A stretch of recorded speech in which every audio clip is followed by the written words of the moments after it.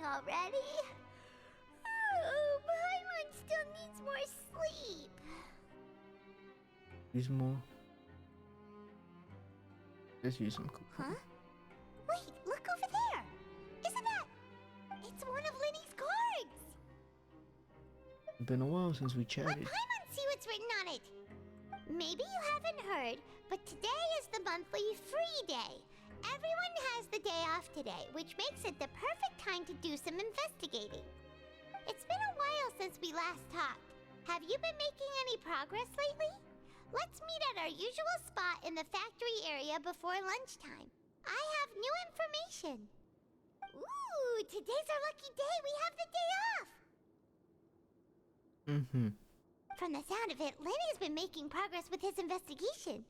Wonder what he's discovered. Same. We still have some time before we meet up. Let's talk with the people here for a bit more before we go. Okay.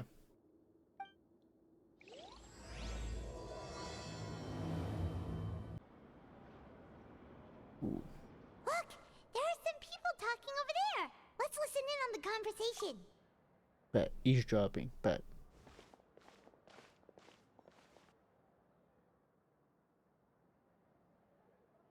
If you ask me, those pompous parasites on the surface act like they're all a bunch of aristocrats. Do any of them give half a hoot about a bunch of dogs like us? No. Hey, speak for yourself, mate. I'm no dog. You sound like one. Oh, you think you're special or something? If you're here, then you're just a convict like the rest of us.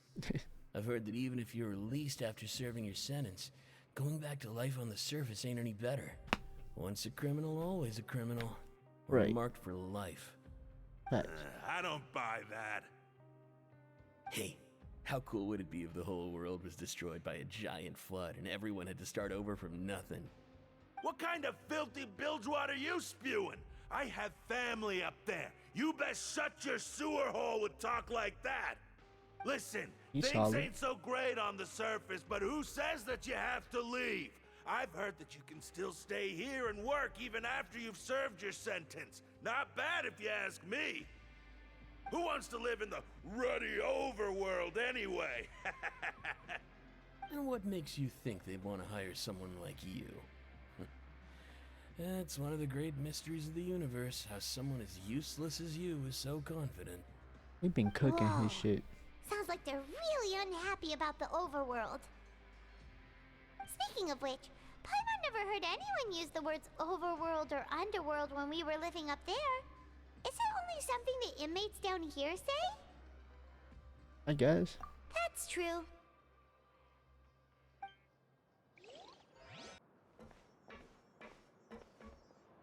There's a group of people over there. Let's go listen in. We just eavesdropping, huh? So I said, that's not a faucet. Hey, who are you two? Why'd you come over all of a sudden? Paranoid. Sorry for eavesdropping. Sounds like you were talking about something private. Goddamn. What's the matter? They're just looking to join in on our fun, that's all. Hey, don't pretend like it's okay for them to just interrupt us like that. Fine. You're lucky we don't mind extroverts that much. Appreciate you. Hating ass. You hear that, Quisto? What nice! Your Quisto. What a expressions tell me name. you're looking to hear some juicy info, am I right? But before that, it just so happens that I know you two. Really? Are we that famous? That part. You're kidding. How often does anyone get a personal tour led by His Grace himself? Practically everyone was talking about it. Word has it that you also caused quite the kerfuffle. That's a word, bro. Kerfuffle. Add that to the dictionary. A little mistake, huh? I like the way you put it. You see, people with a good attitude can join our group anytime, unlike some of the others here. Your group? I'm Quisto, and this is Lavaroon. People usually call us the Bombshell Bros, but don't worry, we're not playing with bombs or anything. It's just that our information is always so explosive, and we blow minds on the regular. So So, you two really like to gossip? Whew, That you part. sure know how to embellish. No. You don't get it. Knowing intelligence will make things better for you here. For example, knowing who's working with whom, who has the latest rumors, who's not getting along. Wouldn't you like to know all that? Not really. Whoa, all this info's worth something, you know? You should prove you're worthy of it. I don't mind him. Quisto's always this way. Just play nice and say something to massage his ego. The welfare meals. Talk about the welfare meals. The welfare meals kind of slap. Right. That meal we had yesterday was super delicious. Paimon can still taste it whenever she closes her eyes. Is that so? To tell you the truth, I've been helping out with making those welfare meals. I've been working as a kitchen assistant for about a month and a half now. Oh, so you're the one who made those delicious steaks. Amazing. You could be a professional chef. You are correct. I am a true professional. In fact, I even went to culinary school. But enough about that. Since you like my cooking, I guess that means we share similar tastes. Listen carefully. This little bombshell will help you learn what's really going on here in the fortress. Bet.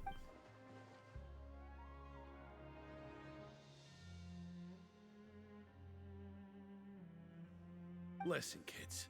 The power structure within the fortress is quite complicated. The overworlders couldn't care less about us down here. We're basically dogs to them. You've already met the one person here you should never cross, the Duke, Risley. He knows more than you think. And if he doesn't care about something, then he often doesn't bother dealing with it.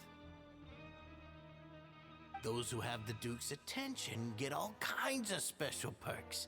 Even better treatment in the infirmary. I know who you mean. It's that Jurier character, right? I don't think there's anything useful about him at all.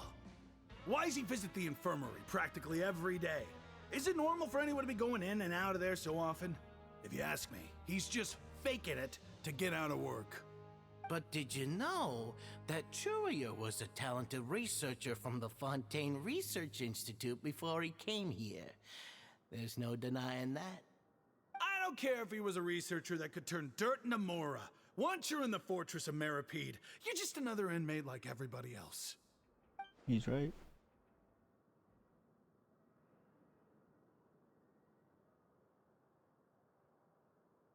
You're taking mental notes. Speaking of which, the last time I saw him, he was passing by in the corridor with Lorvine. I also heard they started arguing in the library and got into a fight, right? Guess that's just how terrible of a guy he is. You mean he hit a woman? Wow, I never imagined he was that bad. But that Lorvine's There was a also joke there quite that I'm the not odd gonna one, make. you know?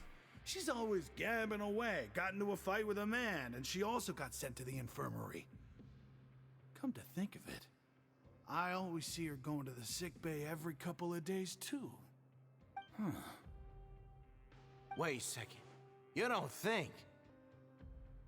Do you think could it be that they're secretly meeting there to go on dates? But it's really hard to imagine. Never know, bruh. After all, I do remember seeing Lorvine beat Churia to a pulp that one time.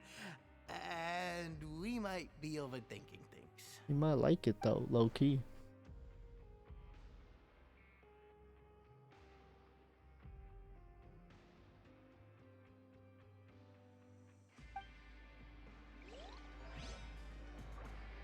Sound like bro just addicted to getting his ass beat.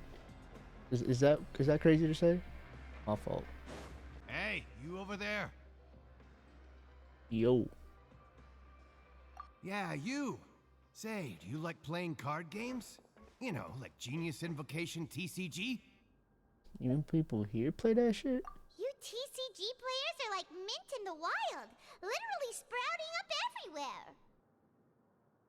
Hey, come on now. What's wrong with finding fellow Invocation aficionados? Anyway, care to join me for a game? Nah. I'd fuck you up. Alright. No pressure. But why would you be looking for people to play Genius Invocation in a place like this? Don't people usually come here to fight. Whether you're throwing down cards or throwing punches, it's all a competition, isn't it? He's It's all right. the same in my eyes. There are lots of card players here in the fortress. When I saw you, I immediately thought, hey, even outsiders from other nations play cards. So I came over to say hi. Ooh, appreciate the combo. Sure. Great! Since you've been here longer than us, you need to flex your seniority a little bit, right? Maybe you could start by telling us newcomers some stories about this place. I thought you would have already heard everything by now. All right, then. Did you have anything specific in mind? Or do you want me to just pick a topic? Why Surprise don't me. you pick? We'll let you know if we've heard it already. All right. Have you heard any strange rumors since you've arrived? Every day. Then, did you know that there are some people who are always gossiping over in the corner? We literally just talked to him. Yeah, so you've already met those two. They're quite a pair. They always keep an eye out for the latest happenings and gossip about everything. I've never seen anyone with more time on their hands. The unemployed I heard have that they time used for to be a everything. chef and a bartender before they were sent down here. You know how bartenders are, always chatting with customers. And chefs love to pass the time just hanging out when they're not cooking. He's right. Good to know. Do you have anything else to tell us? Let me think. Sounds like you want to hear something a little more tantalizing. We do.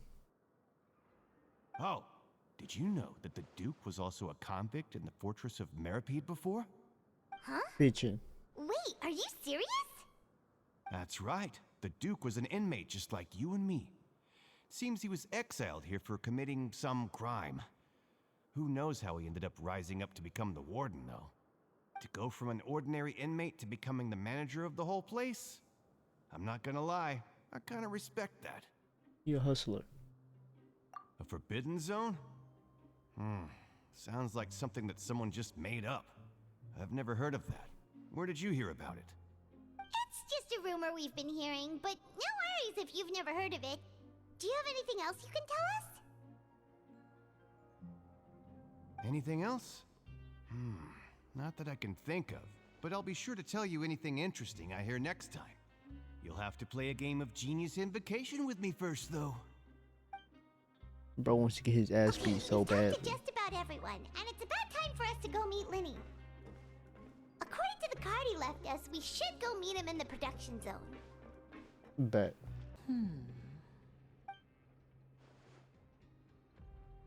Huh? What's up, Len?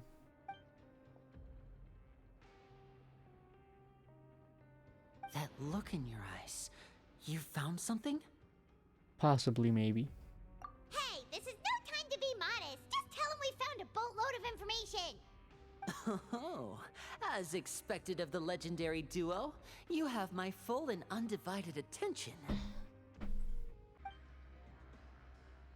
Let's go. I'd have never guessed that myself. The rumors swirling about this place are unreliable after all, and Master Child probably went missing because he found a way out. He is a harbinger after all. I suppose he's much more resourceful than I initially gave him credit for. Damn. Unfortunately, this isn't enough for our final report to Father. We need to find out Master Child's exact whereabouts. Father told me that even though Master Child said he was just coming to Fontaine for a vacation, he actually had some personal reasons. His agenda might be linked to his disappearance. Most important thing right now is to catch up to bro. His escape route is already flooded, so we'll have to task someone with professional diving skills to chase after him. Well, when you put it that way, it's obvious that only Fremine would be up to the task. Bingo! Is he around? He's working today. Coming here as a group would have attracted too much attention. I'll talk to him about it later. Appreciate you. No need to thank me. This was always a part of our mission after all. Shut your mouth. Honestly, I'm far more impressed by you guys managing to collect all this information right under Risley's watchful eyes. Collecting information has always been our strong point. I guess. Now, let me think. To find out more information, Fremine will have to retrace Master Child's original route. And if he's to do that, he'll have to set out on the next pipe cleaning day at the earliest. That's 6 days from now. And after that, he'll probably take another 2 or 3 days to return. Says you. You can even estimate how long it'll take for him to get back? We've been working together for a long time. We know each other's capabilities like the backs of our hands. Traveler, what say you to meeting here 9 days from now? We'll be able to pick up Fremine while we're at it, too. Okay. Oh, and there's just one last thing we'd like your help with. Though we can just sit back and wait for Fremine's report on Master Child's whereabouts, we still need to make more progress on the investigation of the Forbidden Zone. Fremine's no master of disguise. Lynette's still working on getting intel from the other areas, and I'll need to spend some time helping Fremine prepare for his diving mission. So, you are the only ones we can count on. What do you want us to do? Will it be hard? That part. Well, I won't call it easy per se, but I think you'll be able to pull it off. I hope so. Listen carefully. You'll need to find an excuse to get into the infirmary and investigate the room and environs. You've mentioned several sketchy-looking people always meeting at the infirmary earlier, so it probably has something to do with the secret we're hoping to uncover. You've already met the head nurse, so she'll be less suspicious of you. Investigate the internal structure of the infirmary and any active dealings within, and pass those on to me alongside anything else you're able to discover. But also, there's no need to take risks. Don't forget, safety always comes first. Ooh. No, when it comes to intelligence gathering, I'd never consider you to be an amateur. Didn't you say it yourself? It's always been your strong suit. I'll believe Paimon anything said as that. long as it comes from you. So, please prove your prowess to me once again. All right, then we'll head out as soon as we finish our prep. Right. Let's go our separate ways for now then. Don't forget, we meet here again in 9 days. Stay safe. Will do.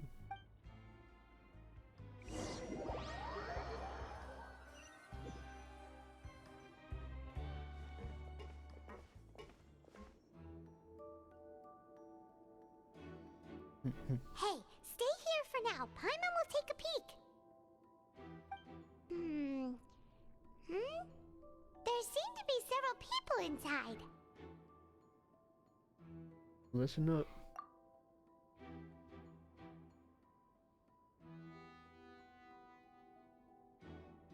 Right. I feel like it's not impossible.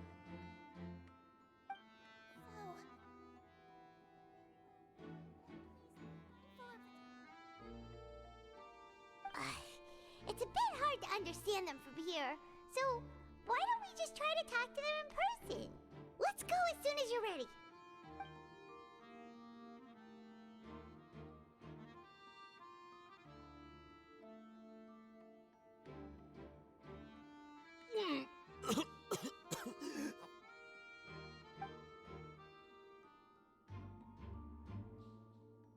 Someone, please help! He's sick!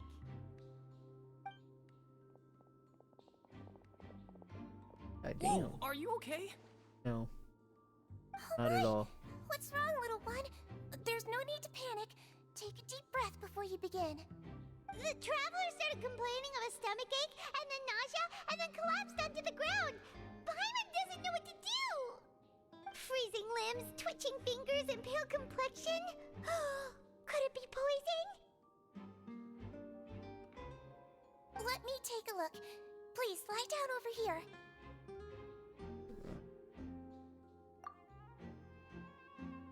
Don't worry, I'll get you to the bed safely. Here, hold on to my shoulder and walk slowly.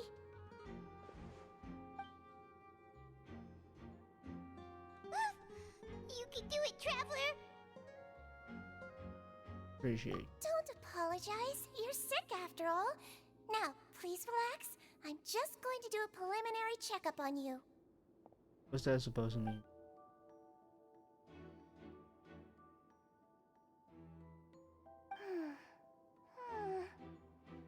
I see now. My checkup has confirmed that he's not in any mortal danger. that's our worst fear out of the way. Eh? Oh, that's good. But I'll continue my diagnosis of the patient now. Please, relax and take a deep breath.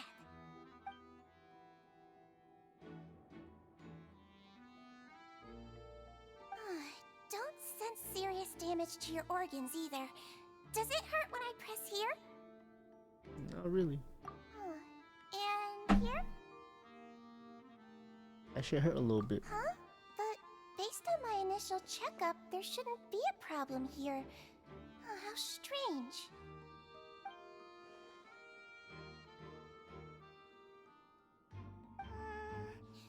What about here?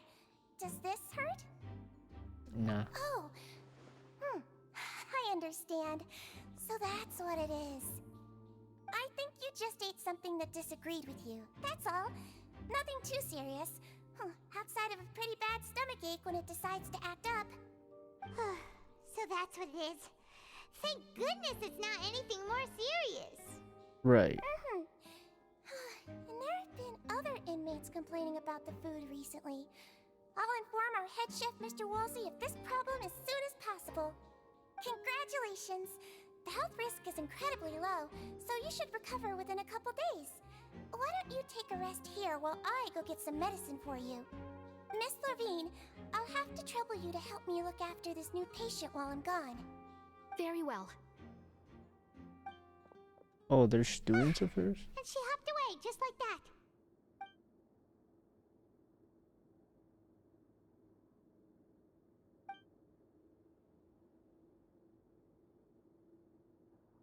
Hello. So how are you feeling now? Not great.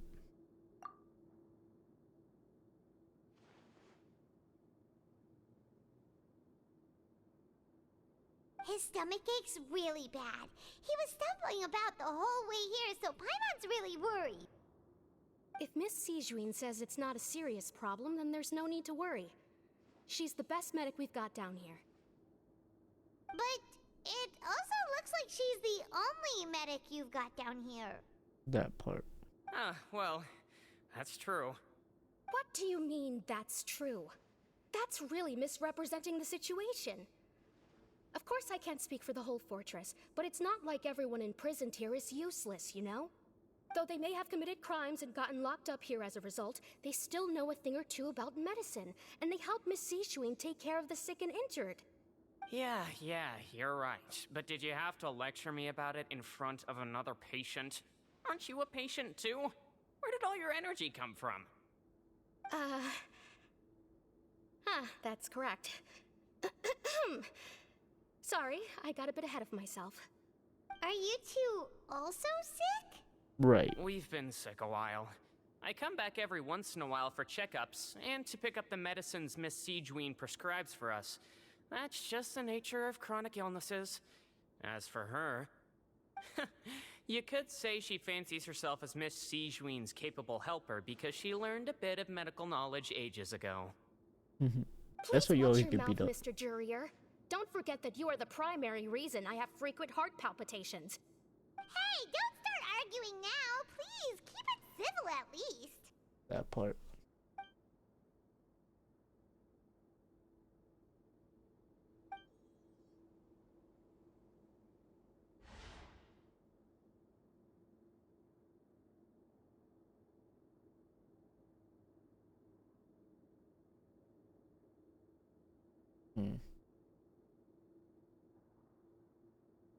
Very observant.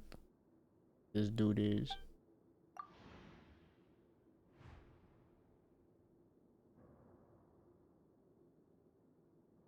Hey! There's no need to fight! Everyone will be released someday, so there's no need to argue over silly things like this! Right. But... Release. It's way too early for us to even think about that. And who the heck knows if we'd even be able to continue our previous lives?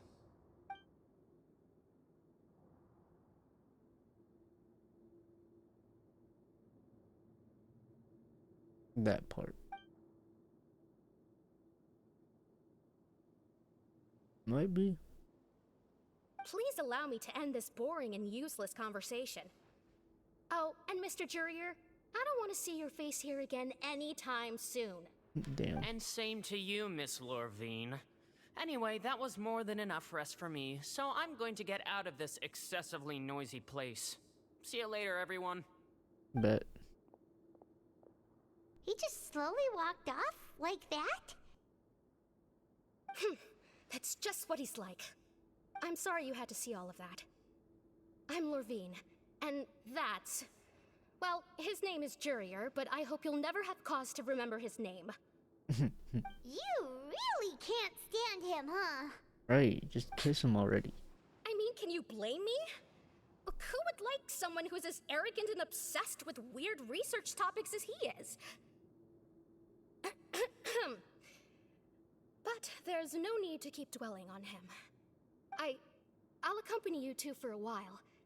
Miss Seashween should be back soon, and I'm sure you'll feel better as soon as you've had some of her medicine. Bet. Appreciate you. No, it's nothing. I'm back! Did you rest like you promised? Kinda. Thank you for getting our medicine, Miss Seashween. Did you all cooperate with your bed rest? I trust that nobody got up to walk around. Good. Here, this should be 2 days' worth of medicine for you. Take 1 pill now, and then continue your bed rest. I bet. He gave me a perk. Miss Lorvine, I left in a bit of a hurry just now. Do you still remember if we discussed the color of the pill that you should be taking today? Not the birth control. I remember. You said it should be yellow.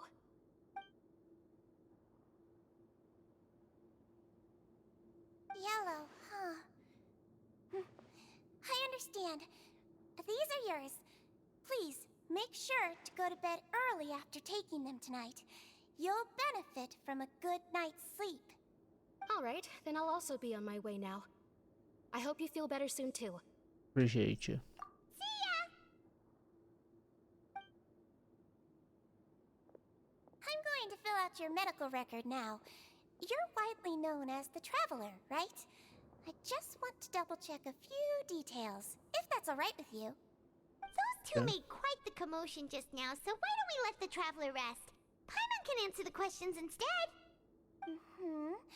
So his primary symptoms are abdominal pain with secondary symptoms of nausea.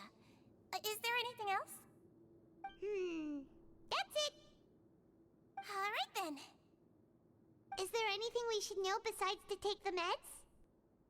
Right. No, his base constitution is quite good, so I'm sure he'll recover quite quickly after taking the medicine. Please make sure to stick to bland or less stimulating foods, and don't stay up too late at night.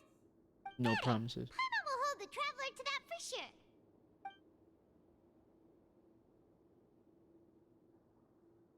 Oh, you're going to take a nap already? Okay then, you get some rest. Bet.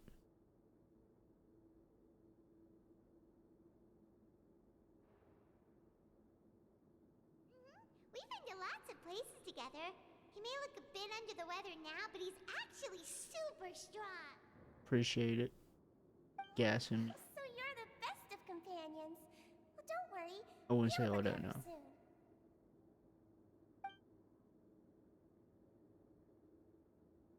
Ah, you're awake. Gang. How do you feel? You slept for a really long time, but we never left. Better than ever. Well, now you can go back without a worry in the world. Remember to take your meds regularly, and remember bland foods. Thank you, Miss Sejuine. Appreciate you, gang. You really are something. To be able to fall asleep like that and even sleep talk the entire time, you scared Paimon half to death. What'd I say? No, but you kept mumbling things along the lines of, Pyron, don't take my grilled fish, and put down the Adeptus Temptation now. A real dude was Paimon hungry. talked with Sejuine the entire time you were asleep. She seems like she's just a sincere nurse, and Paimon didn't notice anything unusual in the room. Are you sure we're not going off track with the infirmary? You're not.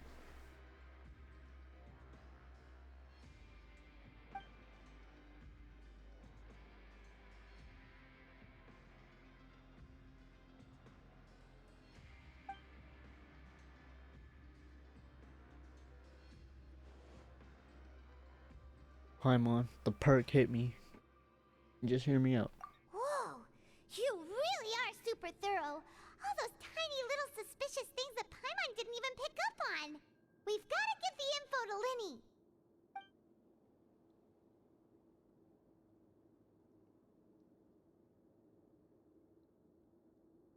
Cool.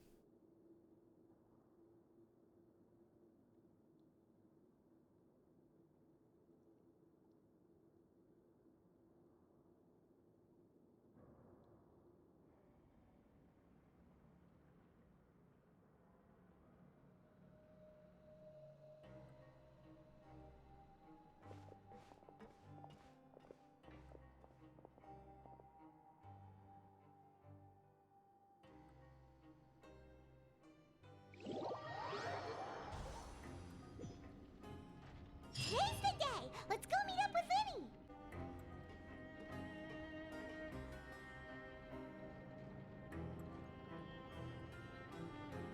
Oh. Hmm?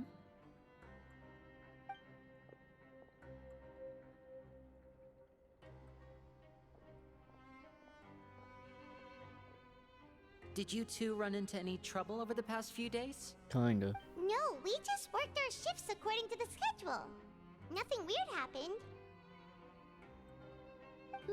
That's good.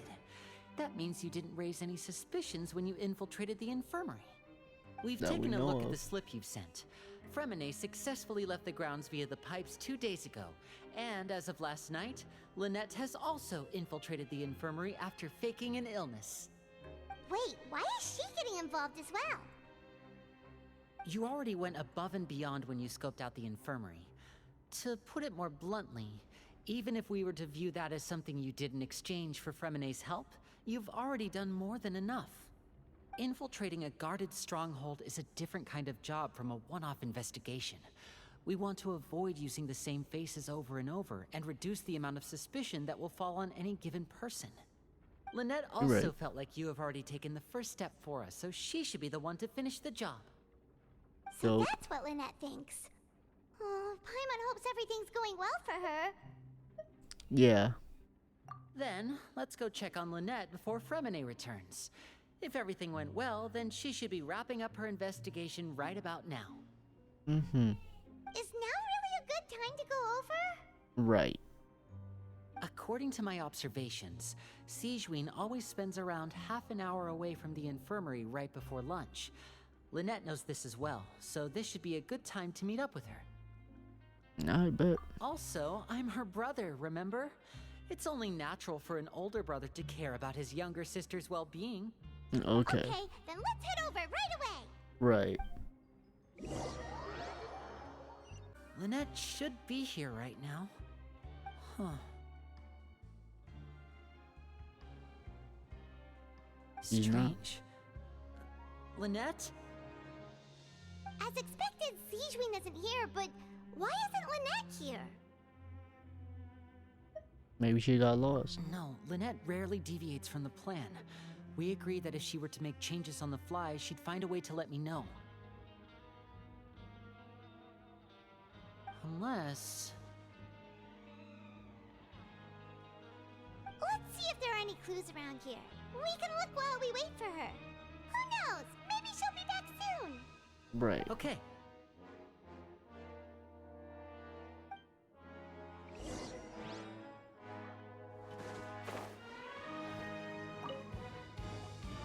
Ah, this is it. We saw it before. Wait, I this saw it. thing? It doesn't look like it's been disguised that well.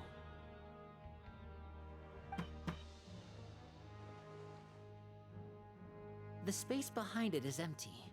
From its size, I don't think it's an entrance that is meant to be taken apart. There's probably a mechanism around here somewhere. Could Lynette have tried to get inside? But if that's the case, she would have contacted me for sure.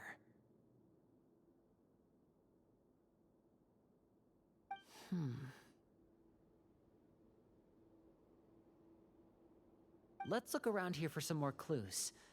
Don't panic, just take another look. Ain't nobody panicking but you.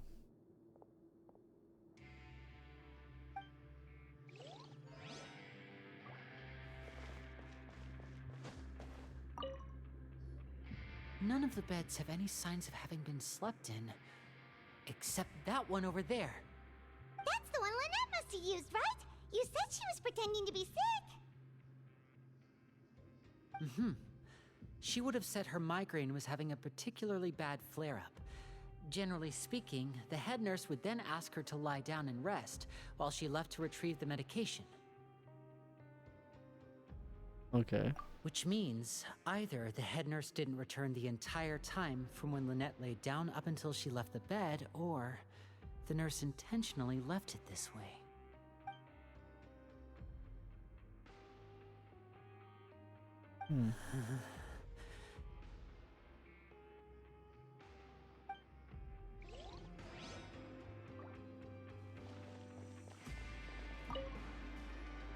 There are some books here and a few files. They all look like medical records.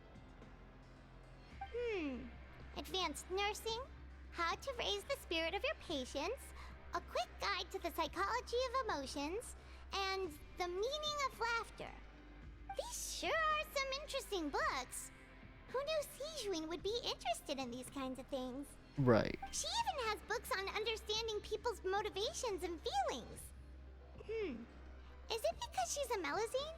Or does she have a need to understand her patient's emotional state? Both. Seems quite normal to me. These are skills that would come in handy for a nurse from time to time. Hey,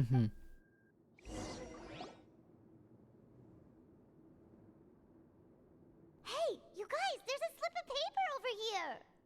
A slip of paper? It's right over here, and there's a bunch written on it too.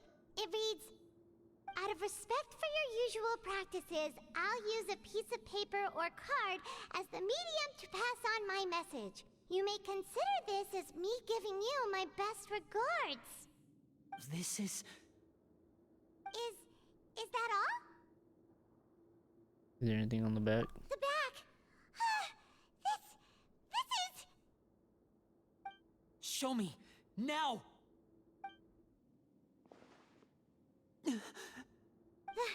That look on your face. Paimon's reading it now. Apparently I can't Would you read. care to guess where Miss Lynette of the Fatui could be right now? No. Could she have... Is she already... Writhsley. Did he deliberately leave the infirmary unguarded to use it as bait? Wait, you mean he was aware of our goals from the very beginning? But why? We didn't run into any trouble last time, and he also never reached out to us since. We ain't the enemy, Paimon. He is. He an op. This dude with the top hat and the teardrop tattoo. He the op. Simple as that. Yes, that is a crucial question. Writhsley, he doesn't do anything without a clear goal or reason. So this means he had no concerns about your activities from the very beginning. You're not from the same camp as us. You were sent down here by Nervulet, so you have no conflict of interest with Writhsley. We're a completely different story, though. Why didn't he just go after? Why didn't he go after you too, though? I'd like to know that too. Why did he only go after her? Don't panic. Just think everything over. That's probably I why. have to stay calm. This is not like what happened last time. The situation's different now.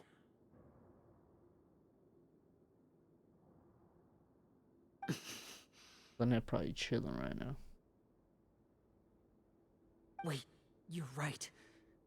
Wait, but that means... The fact that Fremine was able to leave the grounds, could Writhsley have let him go as well? But what does he gain by letting Fremine leave like that? I don't get it. He deliberately made both of them disappear to leave you on your own. So he's challenging me and trying to provoke me, I'm sure of it. We never should have sent out Fremine. We had to go through all that trouble to find an opening to sneak him around the guards and into the pipe, and we even thought luck was on our side. If Writhsley let him leave on purpose, then he's probably in a terrible spot now as well. Lenny's getting more and more panicked. We have to calm him down. Right, and telling him to calm down is definitely gonna help him calm down. Don't be like this, Linny. Fremine wouldn't have left if we hadn't told you about Child. That was our fault. Right. No. I'm the leader of this operation, and I'm the one responsible for this team. I was the one who failed to protect them. I'll go talk to Risley. Hey, don't be reckless! Traveler, please talk some sense into him. No. Let him do simply it. cannot allow Lynette to be abducted again. I have to go. I'll find a way to get them back.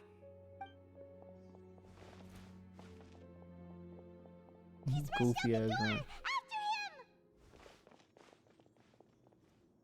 Do we really have to chase him?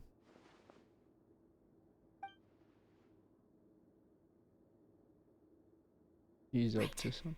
I feel like we still have some room to make changes on these details. It's not impossible, but it'll require extensive testing. Is that so? Very well. Then please be mindful of the time. Huh? Is someone? Pack everything up. Whoever's outside is eavesdropping. They'll probably come in once we stop talking. Someone! Please help! He's sick!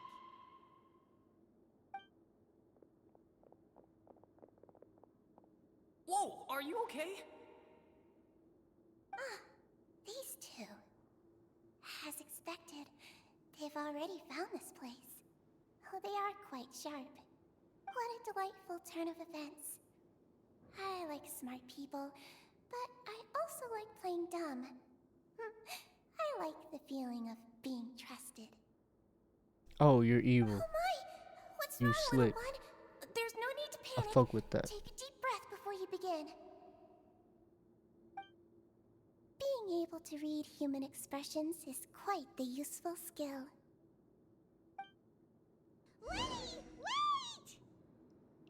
God It's no damn. use. We have to catch up to him. Come out and face me, Risley! Aren't we at an administrative office space? Why don't you at least try to follow even a couple rules from the fortress's indoor management regulations? What did you do to my sister? I ran into the young miss at the infirmary. I'd heard that she was suffering from quite the migraine, so I decided to invite her over for a cup of tea.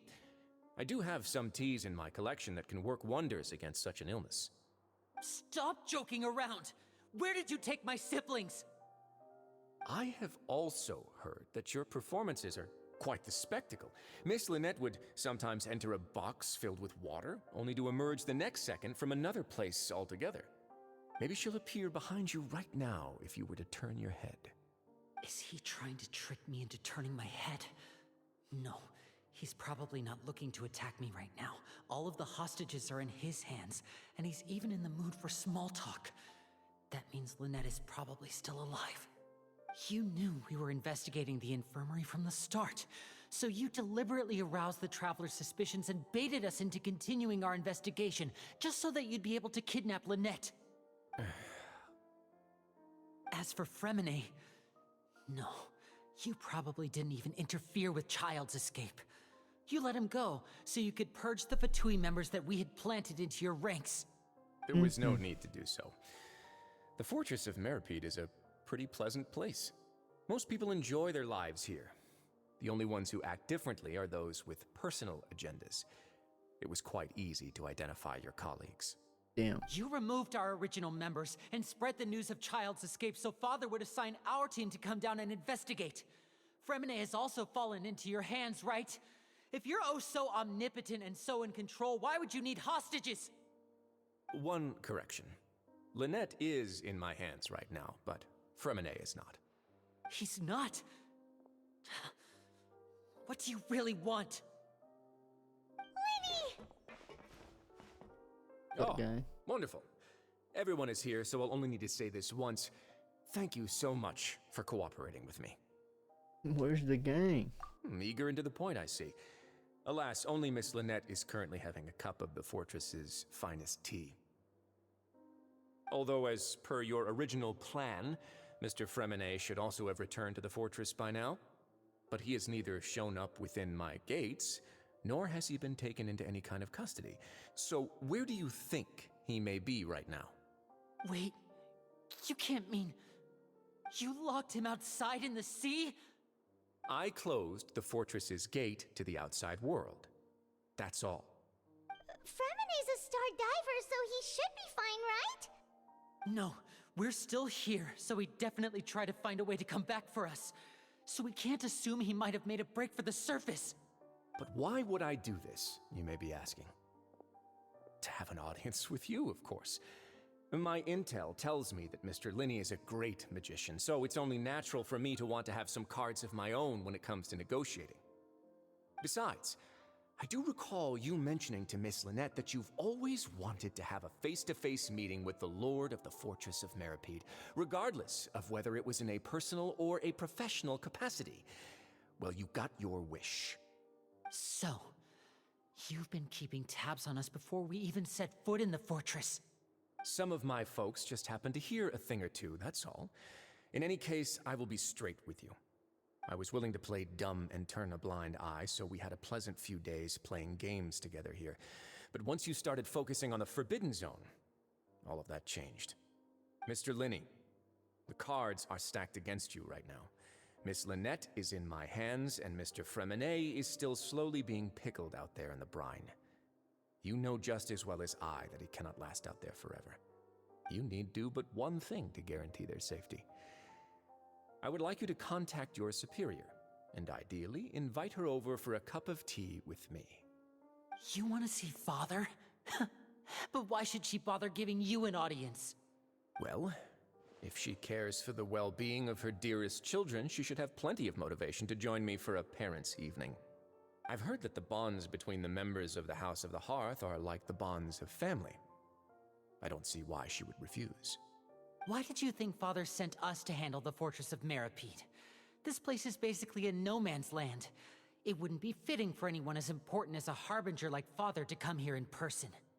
Oh, I see. So it's because she doesn't care for my place here. That's such a shame. After all, I've amassed quite the tea collection. I was looking forward to sharing it with her. Both Monsieur Neuvillette and Lady Farina have already received many samples as gifts. Was this the extent of your master plan to get to Father? No matter how much pressure you may put on me, I won't allow you to use us to blackmail her. You people really are difficult to get along with. All I'm asking for is a face-to-face conversation. Does she truly have no interest in the fortress's secret? Mr. Linney, you have one last chance to invite your father here. If you refuse...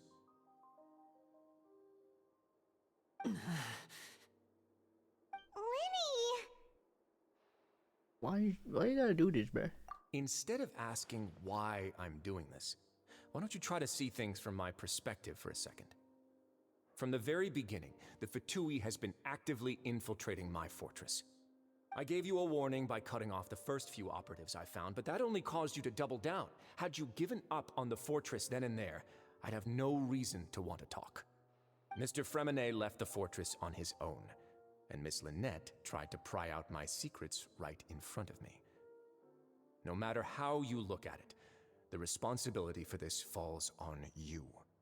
I shouldn't ask Father to do anything because of us. 6, 5... Wait, 2, 1. Time's up. It really is a shame, Mr. Linney. Risley! Negotiations have broken down. Please leave, ladies and gentlemen. It's time for my afternoon tea. Chill. Yeah, listen to the Traveler. If you can't talk to Linny, can you at least talk to us? You do realize that I'm only letting you go because of Neuvillette, yes? You're here helping him out, and I've already done my best to stay out of your way. But that doesn't mean you can just do whatever you want. The fortress may be small and remote, but it still has its own set of laws. Let me get the homies back, though. Then how about this? Those who are capable deserve respect. You've spent quite some time investigating my home turf by now, so why don't you tell me a thing or two about what you found, I'll ask you 3 questions. Answer all of them correctly, and I'll agree to your request. Question 1. Regarding the hidden rules of the production zone, what is the truth behind the one about not being allowed to work for 3 days in a row?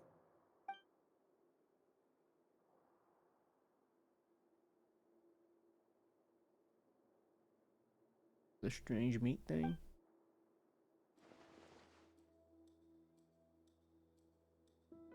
Ah, so that's what's going on. Paimon understands it now. Who would have guessed? The hidden rule of the production zone. People are not supposed to work 3 days in a row, and if they do, they'll get strange meat in their welfare meal. At first we thought this strange meat must have something to do with the people who disappeared, but in reality, they were all prepared by Sijuin, the head nurse. She often visits the production zone to observe the workers' health and makes a note of anyone who has worn themselves out after 3 full days of work. Out of her sense of duty as the head nurse, as well as her genuine concern for the workers' health, Sijuin visits the cafeteria right before lunch and cooks an extra dish for those who can use the stamina boost. Sijuin has only the best intentions with her surprise gift and doesn't want anyone to find out about what she does. However, unfortunately, Melusines as a race perceive the world differently from humans, and their sense of aesthetics is even more alien to us. The recipients of her lovingly prepared special meals cannot taste the care within and usually just freak out. Are we on the right track? Right. Not bad. You've uncovered Sijuin's secret and even guessed her intentions correctly as well. It's nice to know that her efforts have not gone unacknowledged. All right, now for my next question. There are also some hidden rules in the Pancration Ring, including the one that you're not allowed to support both sides of a fight. Why is that?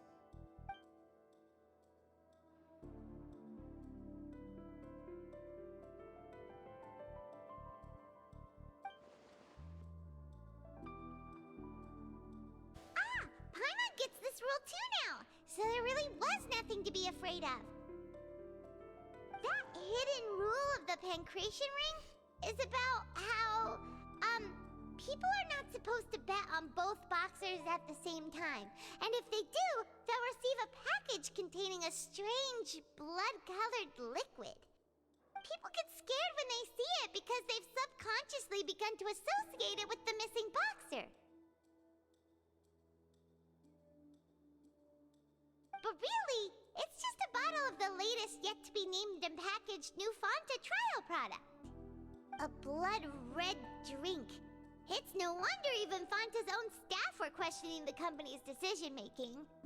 The company, facing backlash from its own staff, decided to try to trial the product on a smaller scale to see how it might be received by customers. They came to the fortress of Meropide and offered to sponsor the Pancration tournament so they could push their new product. But the Duke completely refused to even entertain the idea. The Duke, knowing how valuable coupons are in the fortress, knew that only total idiots who didn't understand their true value would bother buying a Fanta product here. And so, only those who proved their stupidity by being dumb enough to bet on 2 opposing sides of the same match were selected to receive the drinks. I acknowledge the effort you've put into bringing the truth of this mystery to light. Although, based on your description, that Fanta promoter is a bit too careless with his words, I may just reconsider my collaboration with the company. All right, and here's the final question. What's the secret behind our head nurse and all of her patients in the infirmary?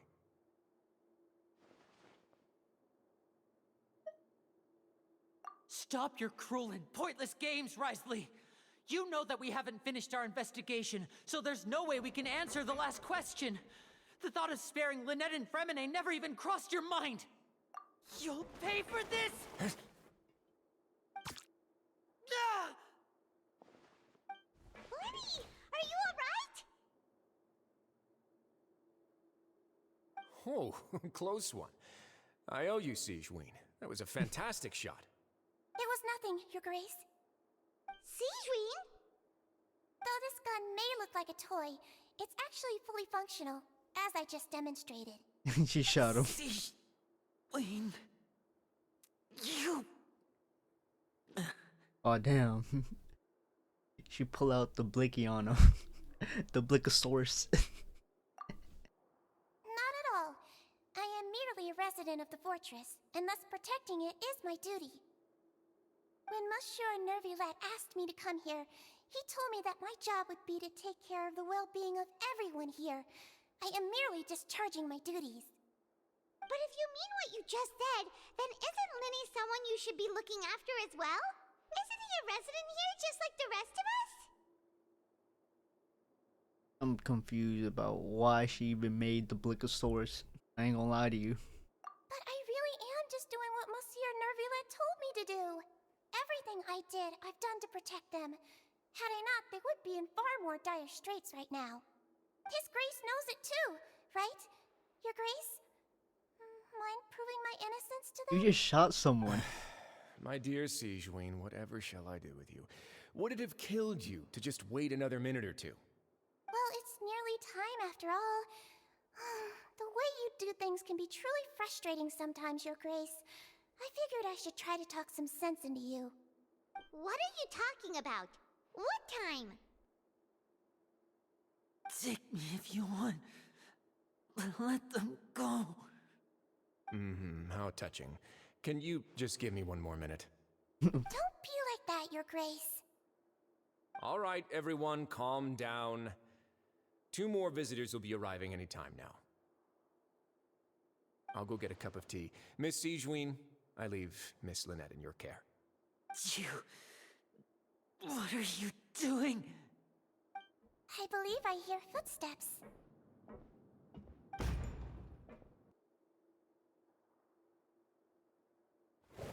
Some space, please. Ah, Miss Clarande. My door. Fremine... Fremine... Damn, my cuz What's alright. going on? What is Clarande doing here? Hey, doing? Come here often? Work. I'm sorry about shooting you, Mr. Linney. The tranquilizing effect will begin to wear off soon. Please take it easy in the meantime, though. What happened to Fremine? Wasn't he diving just outside of the fortress? Why is he looking like this? It looks like he got beat up, I ain't gonna lie to you.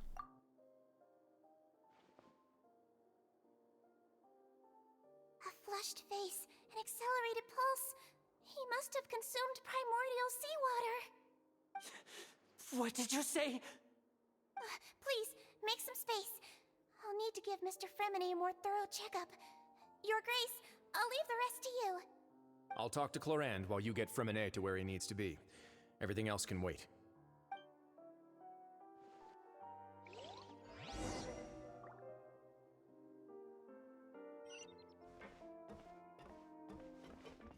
You good, cuz? You got shot.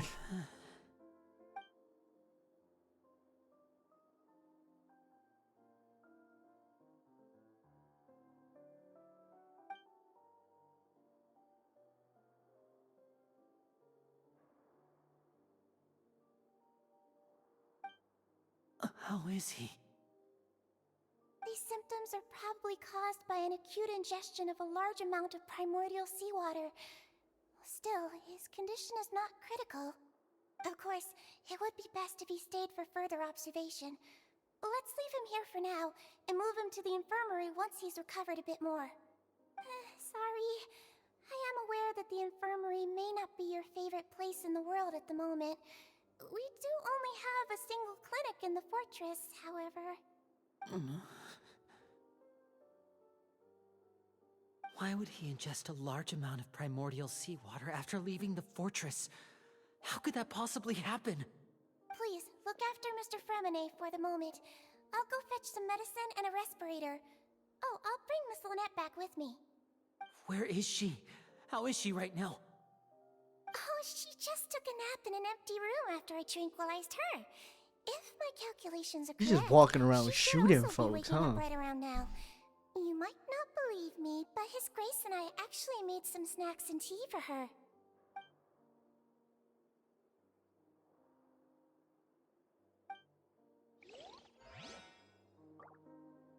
Tough for just shooting folks. God, What's that look on your face? I thought I made good time on the way back. Oh, I'm just admiring your punctuality. Had you arrived just a few minutes later, Sijuin may have been forced to shoot Mr. Lenny again. How's the situation out there? The water has changed. It's pretty much as expected. The concentration of primordial seawater has increased significantly. I was only out there a short time, so it wasn't too bad. But if one were to stay for any significant amount of time, well, you can see how that boy's doing. Where was he when you found him? The abandoned zone at the end of the pipes. A good distance into the water. Closer than I thought. He must have recognized it early on and tried desperately to swim back. Locking the door was necessary. I don't think we could have saved two. Well, I did try to convince him that I had my reasons. Never seems to work, though. It would probably work on Neuvillette. He has a knack for picking out who had good intentions, even when the outcomes were all terrible. It's a bad sign if you're having to plead your case to Neuvillette. Want some tea? what's up with him and tea, yo? Not particularly. If you want to drink some that badly, just say so. Fine, I'd like to get some tea.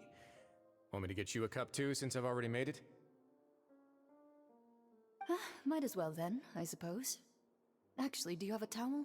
I would like to dry my hair.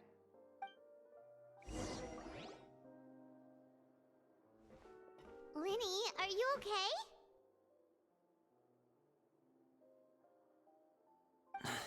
I'll be fine. They're all here now. Don't worry about me. You got Are shot. you sure? You don't look alright. My hands and feet are still a bit weak, but that's probably just the residual effects of the tranquilizer shot. I'm back, everyone. Lenny!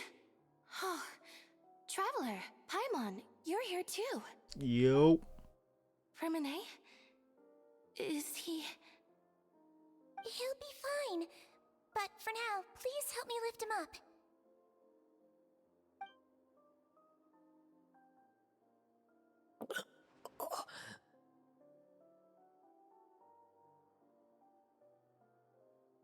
Yo.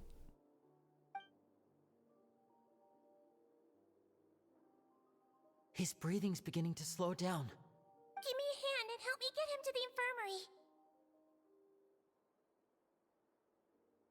Yeah, I'll take him from this side. Lynette, together? On it. He just took a Traveler, nap. you seem pretty worried about him. Want to come with us? I wasn't worried about nobody. Let's go. The Duke and Clarande are gone. Want to get some They tea, but probably went to get some tea. The Duke will explain the truth in just a bit. Miss Clarande will need a break, since she only just returned from rescuing Fremine out of the sea.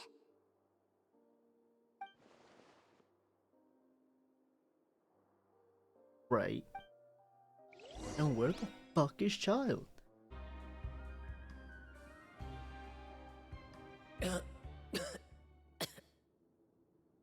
Damn, we're small. He's awake. Fremine, how do you feel? Lenny. Lynette. We're all here. Them beds high as hell, too. Where am I?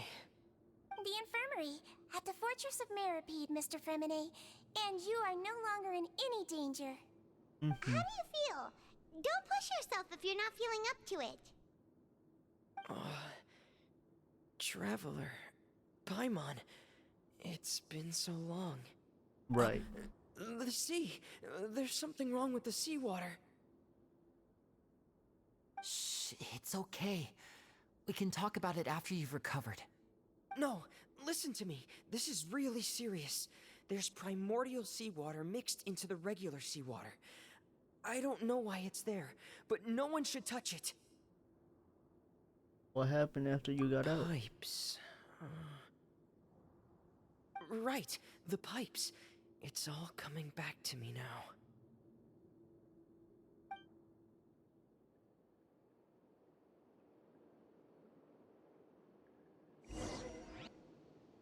They gonna make me relive it? Alright. Sure.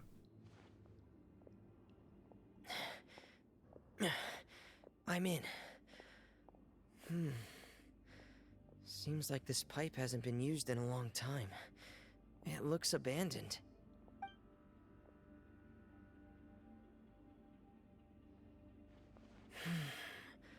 Where could Master Child be?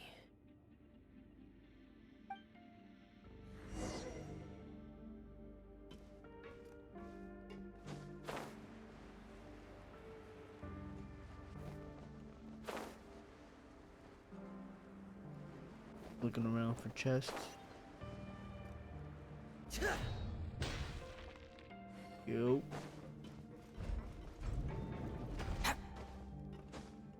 This is a pipe? Huh.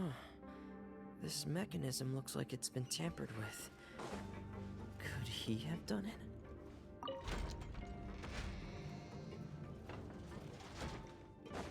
Thank you, gang.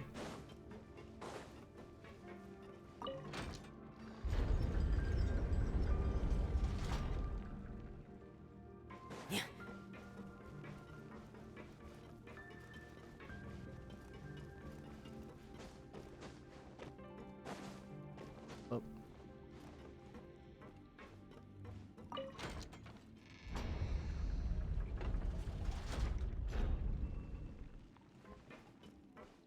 Thank you for helping me a lot, actually. Because it would have inconvenienced the game a lot if you just... It's getting stuck on something. Seems like I'll have to avoid those obstacles while I turn it.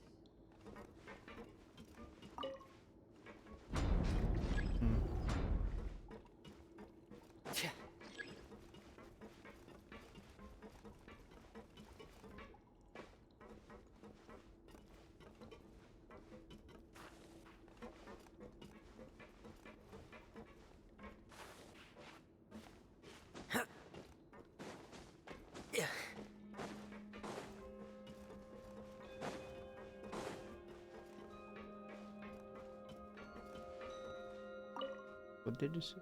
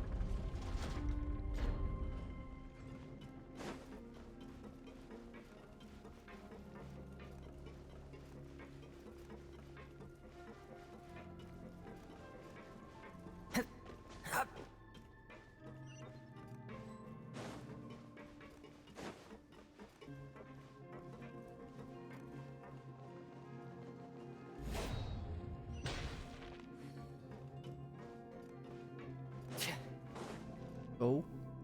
This is where the water starts. Okay. Master Child probably dived into the water. I'll go take a look as well. Yeah.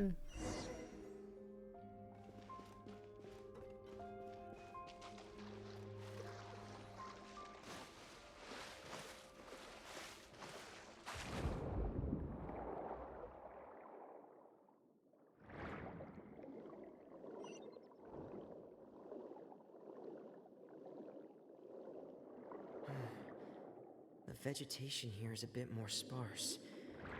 These traces aren't natural. A person must have left them, and recently. There are traces here too. I need to keep going. Huh? The traces are gone. But I don't see where he could have gone from here. Wait. What the?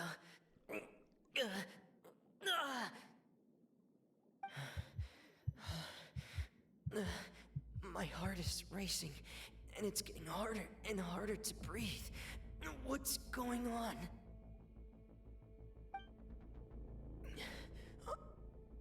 No good. I have to get back.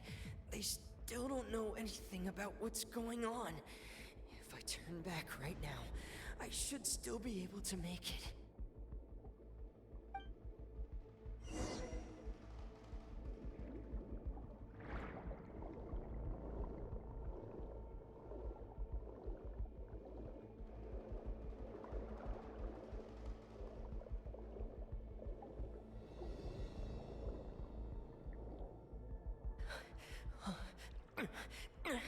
I can't die here.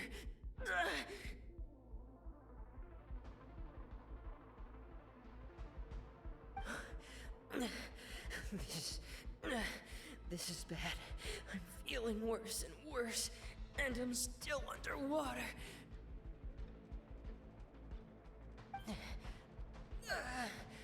I have to push on.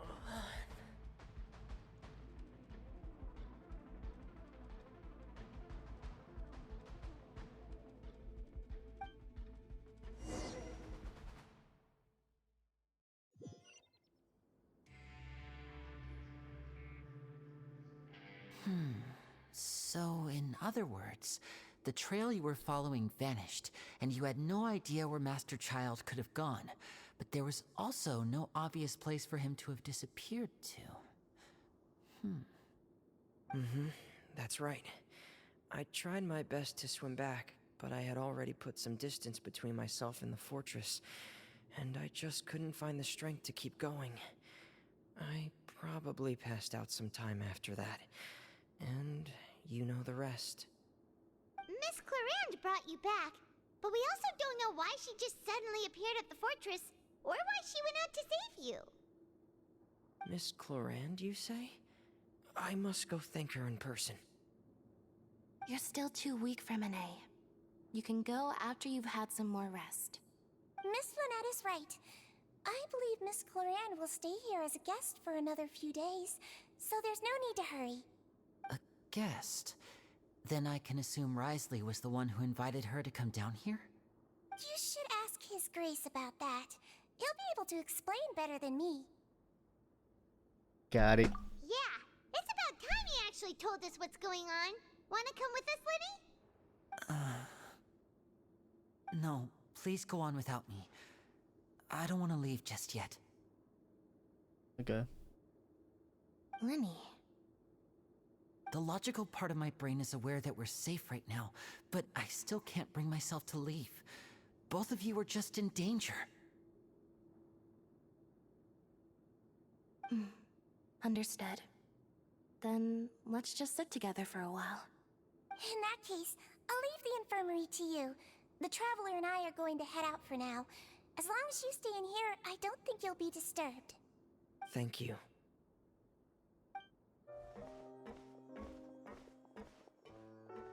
Excuse me? Do. I take it Mr. Fremenet's condition has stabilized? Kinda. Of course. I wouldn't have left the infirmary otherwise. I've been expecting those two, but might I inquire as to the purpose of your visit, Miss Siegeween? I wanted to check up on Miss Clarande. How are you feeling? Mostly fine. I think. If you don't mind, I'd like to perform another quick physical exam. It'll just take a few minutes. All right. Thank you for looking out for me. I'll take my leave for now, then. Well, want to explain yourself, Risley? Of course, but I'm not partial to the word choice of explain. How about enlighten? Okay, enlighten us, geekhead. But where should I begin? How about you start by asking me any questions you have? You can start with whichever one you'd like to get answered the most. Then Paimon will begin. Did you know about Lenny's goals from the very beginning? No. I just knew they were Fatui operatives sent to the fortress by the Knave. As for their specific goals, I only figured those out as you made progress on your investigation. You managed to monitor and stay ahead of them even though you didn't know what they were trying to do? They came here with ulterior motives. I'm quite adept at discerning what that kind of behavior signals. Why didn't you stop them earlier? Initially, I thought their goal was just to investigate Child's disappearance. Linny suggested that I had deliberately let him escape, but in truth, I didn't really do anything special to help or hinder him while he was here. Everything he did, from finding helpers to leaving this place, he did on his own. Of course, it's inevitable that the Knave would make a big deal out of her fellow Harbinger's unexplained disappearance.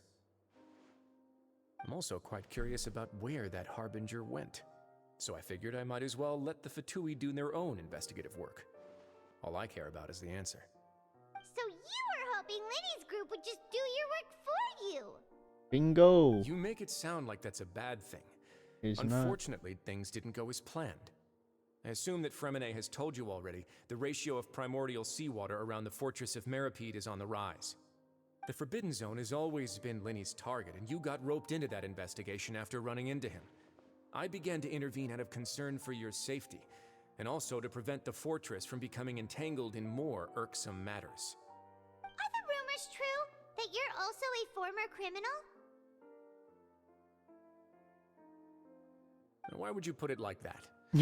Isn't staying here all day and serving as the manager of the fortress a kind of sentence unto itself? Another form of prison? I just happen to have some support from the rest of the inmates, that's all. Oh, right. Paimon wanted to ask, who invited Clorant down here? Right. Me, of course. I paid her good mora to come down to the fortress for some field work. As a champion duelist, Miss Cloran could be considered to be an independent party. I needed to find an exceptionally capable person to help me get through the impending crisis. And saving Fremine was part of that crisis? You can think of it like that, yes.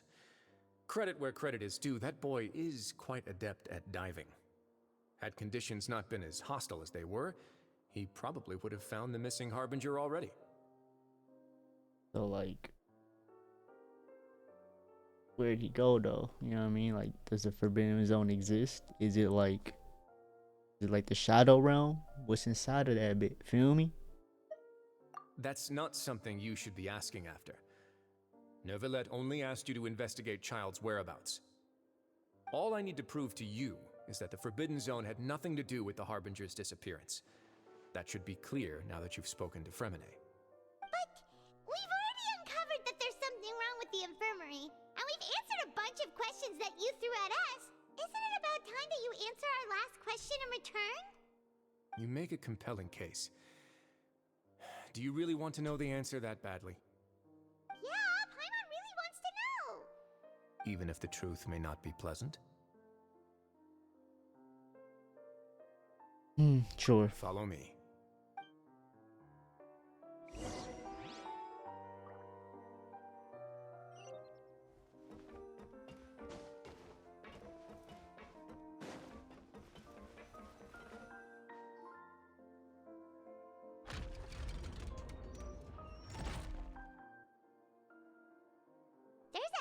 Door here?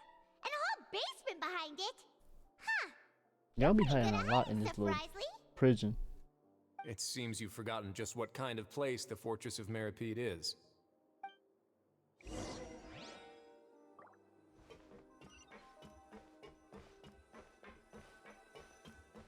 Come on. Stand on the central plate. Wait, is there a secret mechanism or... Whoa!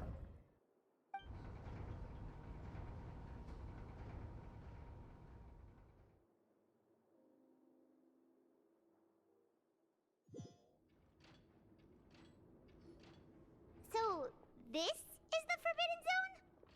Honestly, for a place so well hidden, Paimon sure doesn't see anything special. And this is... What a huge door! There are 3 such isolation gates in total. Generally speaking, I'm the only one who's allowed to go inside. Hence the name Forbidden Zone. I go inside? Am I correct to assume you're going to run on back and tell your little Fatui friends everything? Well, Paimon wasn't thinking of keeping anything from them. I ain't telling them shit. Well, I'd advise you wait until you've seen the whole truth of this place for yourself before deciding whether or not to tell them. Okay. You gonna open the door, kiddo? Or do I have to do it? Please let me do it. Huh. So there's a switch on the side. Stand back.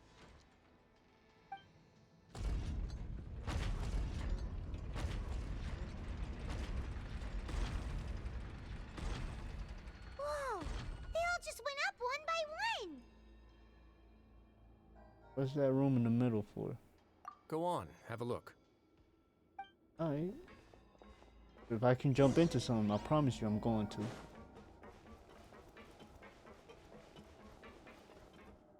I'm about to jump full steam ahead.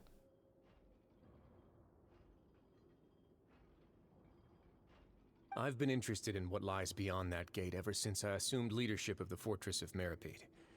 Of course, it would be unwise to recklessly open it, but it'd also be risky and negligent to simply ignore any potential danger that could be behind it. The readings on that dashboard have not budged since the day when I first laid eyes on this place. But over the past year, the needle has crept upwards from its original position, likely because some parameter it's been tracking has changed, if only infinitesimally. Normally, I would have ignored it, but I happened to have some free time when I noticed it, so I investigated. Any guesses what the reading could be tracking? Water temperature? Very reasonable guesses. I've considered both of those as well. Unfortunately, our dashboard is tracking something less ordinary. The temperature should vary with weather and climate changes, so for something that rarely shifts, the water pressure is more likely. We ran a few tests to increase the pressure from the outside, but the readings didn't change at all. Later on, a few more possibilities occurred to me, such as a potential connection with the Primordial Sea. I began to make a few preparations based on that hypothesis. Over the past few days, the needle has moved again. With that, and the symptoms that Fremine displayed after leaving the fortress, I can now confidently conclude that the readings represent the concentration of primordial seawater in the seawater nearby. The concentration of primordial seawater? But we're already under the sea! And that is precisely the problem. We're at the bottom of the sea, and now we're surrounded by toxic seawater. Somehow, primordial seawater got mixed in, and the concentration is steadily rising. Yes, that's very likely. But forget about the two of us. Sound like global warming to me. Knows where the primordial sea could be, much less where we could find and plug a leak. Oh. Oh! Seems like you've figured it out. I believe the primordial sea lies directly beneath this sluice gate. For some reason, the primordial seawater levels have risen significantly, and it's now very close to us. The indicators are now red. Although the gate still stands, some primordial seawater has already leaked out and mixed into the sea around us. If this continues, soon it will no longer be able to hold back the primordial sea at all. Sounds like everyone gonna have to evacuate. Sounds like it's OV for, you know, Fontaine. Yeah, you know what the legends say. If this place falls, then everyone in Fontaine will be turned into puddles in the span of a night. But that's just too weird! Why would the Fortress of Meripede be built right above a sluice gate for the primordial sea? Who built this place way. Right. Your expression tells me you think this might be part of a vast, complicated conspiracy. To be honest, you might find the actual answer may be exceedingly boring. It's just that the secret of the Forbidden Zone had been long forgotten by the nation before I rediscovered it with my research. There's no single founder of the Fortress of Meripede in any traditional sense. What we know about its history has been left to us by the people who used to live here. When the previous Hydro Archon Egeria ruled the land, all convicted criminals from Fontaine were exiled. The people drove the criminals away like a wolf pack chasing away the banished. The criminals received no sympathy of any kind from the people. They were exiled to the desolate seaside, where they experienced only pain, struggle, and the bone-chilling cold. Some of them began to repent, and prayed to the Hydro Archon, asking if there was still anything they could do. The Hydro Archon took pity on them, and said, "You may go guard my secret, deep underneath the waves." And so, leaning on the power of the Hydro Archon, they gathered underneath the sea and began to build a fortress. They became a community down there in the deeps, and over the years helped it to grow. As the number of exiles increased, more and more people joined the community. When the first group of exiles died, they left the yet unfinished fortress to their successors. The Hydro Archon continued to lend her support, allowing the fortress and what it stood for to continue growing ever larger. Before long, this dark underwater fortress became the sinner's only home. And with that, the people here stopped referring to the fortress as a prison. They saw themselves as repenting sinners who would regain their freedom once they had sufficiently redeemed themselves. But as time went on, people also realized that the fortress was a lonely place. Once they had gotten used to life here, they could no longer feel comfortable living in the overworld. Once they had finished serving their sentences, some people left and some others chose to stay. They'd find some idle position and let their withered souls fade away with the ancient secrets of the past. After many, many centuries, few people still remember the reason for the fortress's founding. Now they just see it as an integral pillar of Fontainian society, as the place where criminals deserve to be sent. Now and again, researchers manage to break one law or another and live out their days in the fortress. I learned all this from an elderly historian. Everyone else just thought he'd made it all up. But now you know every part of that history is true. Indeed. It's just as the prophecy says. If this gate fails, then everyone will be dissolved into the sea. You believe in prophecies? To be frank, not really. But sadly, that hasn't stopped this prophecy from proving all too accurate. That part. Prophecies are troublesome things. Just hearing one will create the first wave of panic. Seeing signs of it will bring about the second, and actually witnessing it in real time, the third. So what you gonna do about it, cuz? Let's go somewhere else. I want to show you something.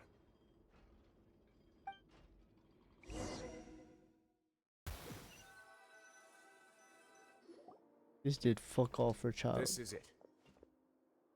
Your Grace, perfect timing.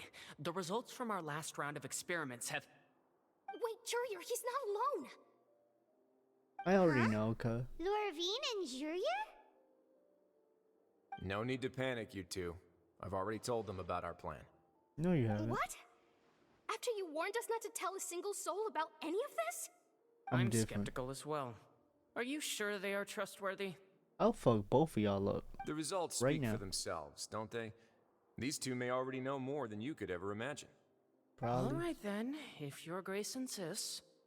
They seem harmless enough, so I'll trust them for now. Okay. Okay. How about some reintroductions? This is Jurier, one of the highest-ranked researchers from the Fontaine Research Institute. He used to work under Edwin. I trust that you've heard of Edwin? I haven't, but for the sake of the story, I have. Good. Saves me a bit of time explaining. Edwin's main areas of research were archaeum and gravimeters. As his assistant, Jurier is quite familiar with them as well. I hired him to be my technical consultant. You want to blow up the Fortress of Meripede? Ah, what a lovely idea. I'm already imagining it in my head. You're crazy. Gotta admit, I'm tempted as well. Guys, focus! Focus! That taskmaster over there is Miss Lorvine, and is also one of my technical consultants. While Jurier used to be Edwin's assistant, she used to be Jurier's assistant. Ooh, are they together? Was that really necessary? See, everyone keeps asking this question. Are you too sure you're not a couple and just using your work as a convenient cover? Your Grace, I am not in a relationship with this man. Look, all I'm saying is there's a lot of nurses and doctors that get, affiliated with each other. I ain't gonna hold you. If I dated her, I'd officially be madder than Edwin. Jeez, forget I said anything then. That part. Follow me. Whoa, there's another door that goes right up. Mm-hmm. Your constant amazement makes it seem like the fortress can do anything. Damn. But Paimon really thinks everything's super cool. He doesn't go out often. Well, let's spice it up a bit. Amen. And here you go. Whoa. Is that the prison we was in? What a huge ship! Oh. This is also a production zone that Paimon's never seen before. What's going on? How much do you know about Fontanian history? Very little. Not much at all. Well, then maybe you haven't heard the story of ancient Lemuria. To give you a quick rundown, Fontaine used to be ruled by the Lemurian dynasty. According to legend, the Lemurian king Remus came to this land after being inspired by divine revelation and found the seer Sibila, who had taken on the form of a golden bee. Taking the golden bee with him and riding on a huge ship, the Fortuna, he created his nation above the surging waves. He called his nation Lemuria and used the Fortuna to incessantly search for new tribes and islands, calling on them to join his empire. There's a ship in this story too? Where there's water, there'll be ships. People believe that hope can always be found at the end of a voyage. Do you believe that too? He has to now. To a point, I think. As you've already seen, I have a whole factory's worth of labor, materials, and technology at my disposal. Certainly can't hurt to give it a try. So the moment I began to speculate that the Primordial Sea might lie underneath the gate, I also began this project. Were you inspired by the legendary Fortuna? Maybe. Fontanians need something to hold on to cope with the impending disaster. This is the plan for the ages. Were the workers to find out the truth behind this ship, riots would destroy the fortress faster than any catastrophe. As the fortress's administrator, I'd never make such a reckless call. Alright, that's enough talking for now. I'll need another 3 cups of tea to soothe my throat. Do you have any other questions? Seems like you're good. Come on, I'll take you back. You need to fix your fit.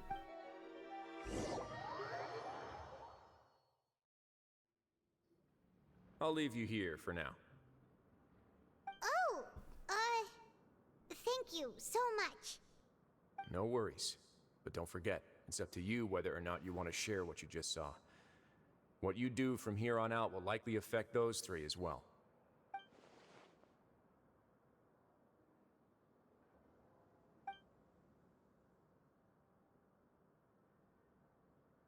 Yeah, we'll put a lot of thought into it for sure. Always make me do the hard tasks. I hate it here. Great. I look forward to what happens next. Fuck you. We're back! Yo. Welcome back. Do you want a cup of tea? What's up with everybody in You'd tea? be so much like Risley, always drinking tea. Huh. Actually, now that you mention it, I just remembered something now. While I was sedated, I could still barely hear 2 people talking next to me. They were discussing everything, from the leaves to the water and even the teacups themselves. Must have been Risley and Sijuin. Yeah, maybe. I heard 1 male voice and 1 female, so it should have been the 2 of them. They really were just talking about brewing tea. I really can't make sense of this place. So, Traveler, Paimon, were you able to learn anything from Risley? Yeah, he explained everything. Very well. Then, would you mind checking your answers against my speculations? Feeling better now? Yeah, I took the time to rest, so I'm feeling a lot more relaxed now. Nobody Good. else is around, and Miss Sijuin is also busy with something or other. So let's just talk here. Alright, then I'll posit my theories. I asked myself 3 questions. Firstly, why was Fremine affected by the primordial seawater? It was because he dove into the sea. My theory is, the long-lost primordial sea is probably very close to the fortress of Mirapede. Yeah. Whoa, he's good. He got that right on the first try. Yeah, actually. That's our Lenny. Secondly, Risley's attitude changed dramatically during the course of our stay here. He ignored us completely at first, then suddenly roadblocked us. Why? I spent quite a long time thinking about this. If he has been monitoring the Fatui since the very beginning, he probably ignored us at first because he was hoping we could find Master Child for him. What's more, the Fortress of Mirapede is not part of Fontaine's court system, nor does it report to Udex Nervulet. Risley is basically the king of a no-man's land. As long as the fortress doesn't do anything about Master Child's disappearance, Father can use it to pressure the Fontaine authorities. And while the 2 factions are pitted against each other, Risley will be free to move between the parties of interest. If I had to guess, he probably has something that he's working on himself. It's likely related to the secret of the infirmary, but I just can't think of what it could be. You're real smart for a street magician. You're super smart. Right. Thanks so much. Then finally, there's the last question. Which child? If Risley does have a plan, what could it be? All I know for now is that his plan probably has something to do with the changing nature of the seawater. He's even gotten Cloran to help him out. That can't be the full extent of what he's doing. There's probably a secret passageway behind the block in the infirmary, and there's something big in the fortress that most people here never get to see. He has a bargaining chip, and it could be important enough for Father to deal with him directly. I don't have enough information, so I have no idea what his chip might be. But let me guess. You have the last piece of the puzzle. I have a whole bunch of pieces, actually.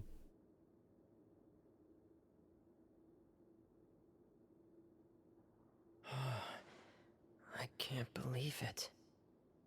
The sea will engulf everyone. Just like the prophecy said. Could Risley have wanted to meet Father to figure out a way to deal with this crisis? If you remember, I once mentioned that Father sees the House of the Hearth as her base of operations, and she truly wants to resolve the crisis. But how could Risley have known that? Or perhaps he didn't know, and just wanted to bring Father over to his side? Which could be why he said he just wanted to negotiate. Yeah, that makes sense to me. I understand your concerns as well, Traveler. I'll figure out a way to pass this on to our father. No matter what, we're on your side. The 2 of you have already aided us far too much. We probably wouldn't be standing here right now if not for you. I'm if just you trying ever to need find anything else Child going Cut. forward, please come to the House of the Hearth at any time.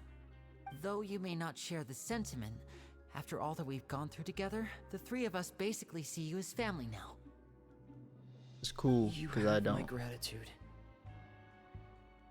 Thank you for protecting Lenny when it really mattered. And thank you for sharing the secrets of the fortress with us. We didn't think you were going to do it. Why are you being so formal all of a sudden? Don't mention it. He's hungry. Paimon's hungry. Oh, you've done so much already. Go get some food. Right. Alright, then we'll catch you guys another time. For sure. For shizzle. It's time for dinner. Welfare meals now being served in the coupon cafeteria. Come on, let's go pick pick up ours as well. Traveler and Paimon, over here. The fuck you want? Are you here for dinner too, Miss Sijween? Mm-hmm. And I'm taking the opportunity to prepare Miss Cloran's dinner as well. Huh. You're right.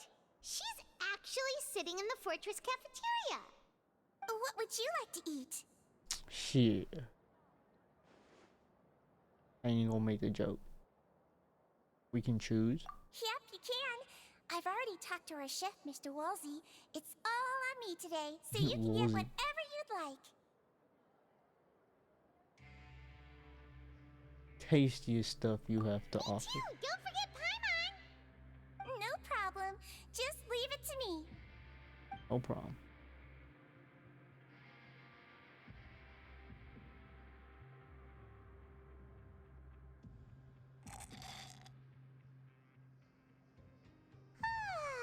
So delicious. Amazing. Paimon's so happy. Paimon wants to feast like this every day. Luxury living, I guess. Feeling full yet? How's the food? Pretty good. Delicious. Who is that? I'm so glad to see you all so happy. Oh, see, the expression on your face just now? The muscle here just moved, which suggests that you're feeling quite relaxed at the moment. Yes, ma'am. Sijween, do you do this to help your patients or to better understand human beings? Both. A bit of both, I suppose. I'm a Melazine, which means I'm very different from human beings. I must know what you're thinking if I want to take good care of you. You don't. You're really good at taking care of people. Even though you're so short, you still talk and act like an older sister. Really?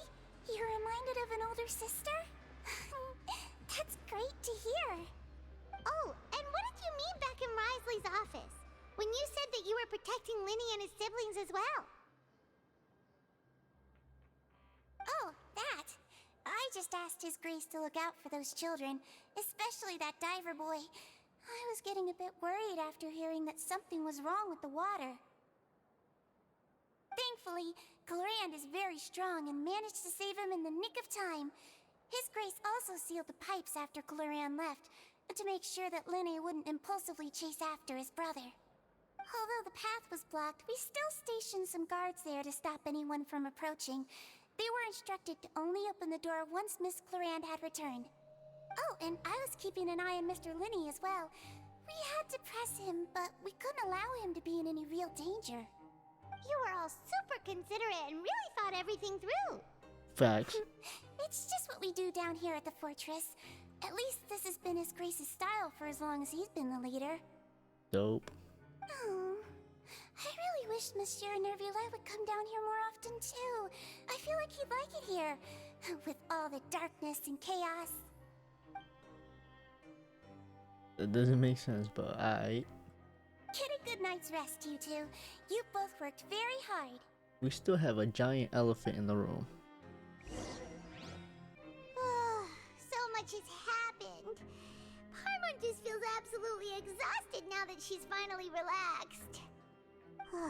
Paimon's super sleepy. Are you sleepy too? Of course I am.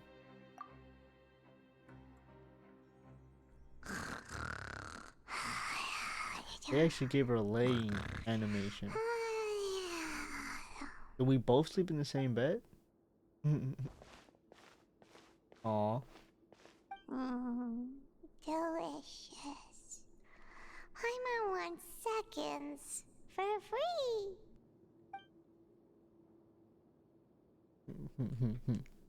On some little brother, little sister type shit. Out of my way! Get out of my way!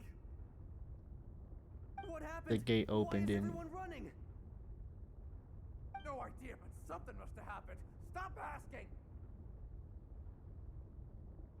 P-Man. Who's yelling? Paimon still wants to sleep.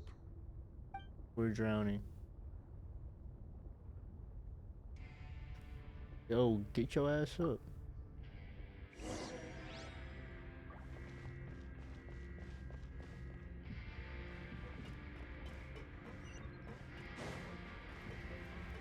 It is looking grim out here, boy.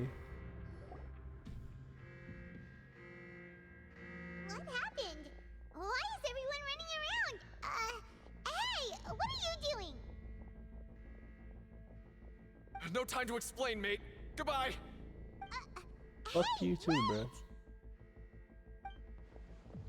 What's wrong with these people? They won't even talk to us. Forbidden gate open. They're here! Yeah, there you are! Up. Oh, thank goodness! What? Quisto and Lavaroon, do you know what happened here? He just woke up. Morning breath and all. We came here especially to inform you.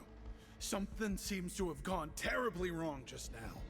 His Grace is telling everyone to evacuate and get out of here. Lavaroon was saying you two are new here and you don't have many friends, so you might slip through the cracks.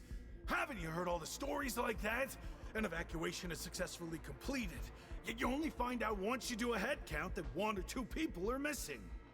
Wait, weren't you the one who brought that up? Why is it suddenly my idea? Hey, shut up! Okay, whatever. The point is, you should come with us. You said bro said to evacuate? Okay. Yeah, he said to get as far away as possible, upwards and outwards.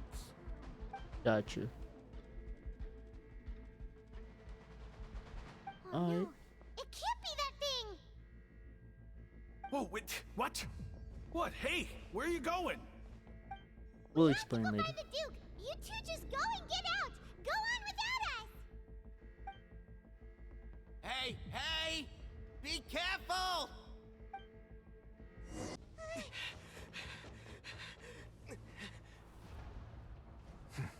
Where are you They're about to here. do? Just like I said. What happened? What are we about to fight? You're just in time. But Oh. be ready to run. Oh. Okay, Generator Rex.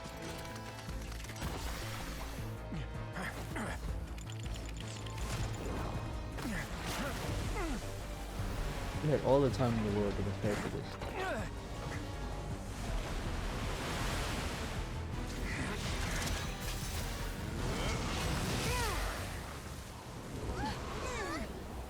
That's gonna only do but so much.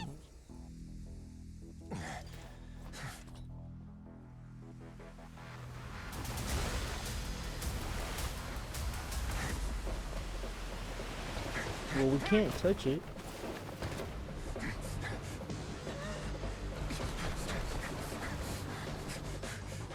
Three, 2, 1. Oh, she took out the Blickosaurus.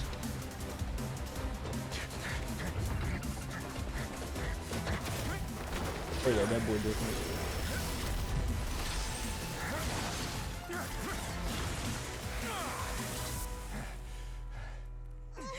Okay, This Luke won't from hold Street it for Fighter. long. Find Neuvillette. Tell him the defenses are about to collapse. Then what will happen to you? Until he arrives, we're the last line of defense. Damn. That was kinda. He said that some type of way. The gate. How long do you think it'll hold? And That depends on us.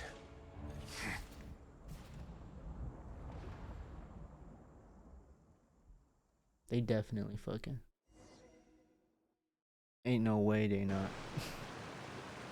Sorry, brother. Intrusive thoughts. Neuvillette, why are you here? Traveler, I need you to head to the Opera House immediately. The fuck is Farina going will on? soon be meeting with the Knave there. You must protect Farina and make sure she doesn't spend too much time alone with her. Okay, well, Will do. You have my sincerest gratitude. damn, you need to go out more. Motherfucker, good luck, bro. Cause I would honestly, I would much rather be up here than down there, bro. Y'all good? This ain't my nation.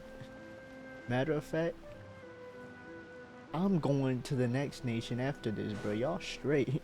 I'm straight. Y'all be safe though. You know, this is y'all problem, not mine. Look, there are a ton of Fatui and Palais Mermonia people over there. The Knave is probably here already. We need to hurry. They're not gonna let me in. Are you two the Traveler and Paimon? Oh, Monsieur Nervalet has left instructions. Please follow me. okay. Though I'm sure he's already explained, this should be a mostly cordial conversation, unlikely to give rise to violence. But it would be most appreciated if you could protect Lady Farina to the best of your abilities. No promises.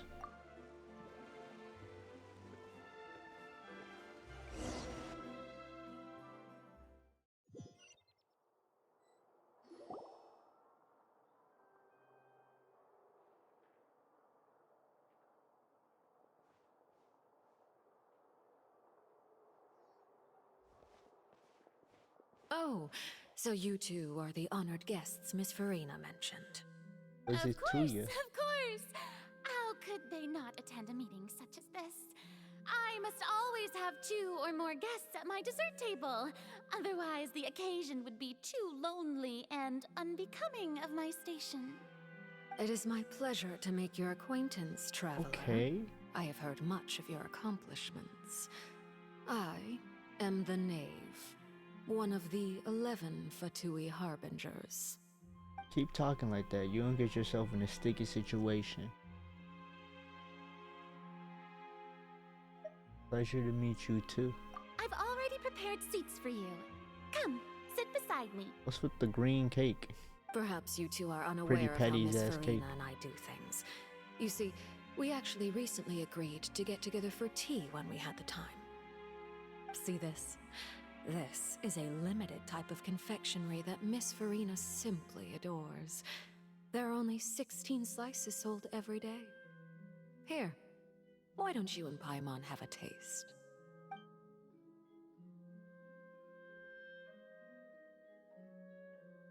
I don't trust the cake. Traveler, what do you think of this cake?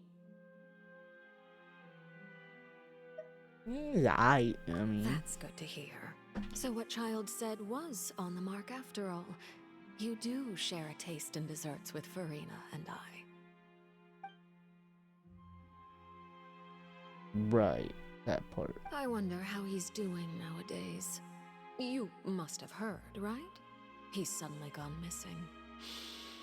I'm really worried about his safety, you know. Here's to hoping that he's an excellent swimmer. He a tough dude. He tough for a white guy, you know what I mean? Since we're talking about him, I feel like I should add something.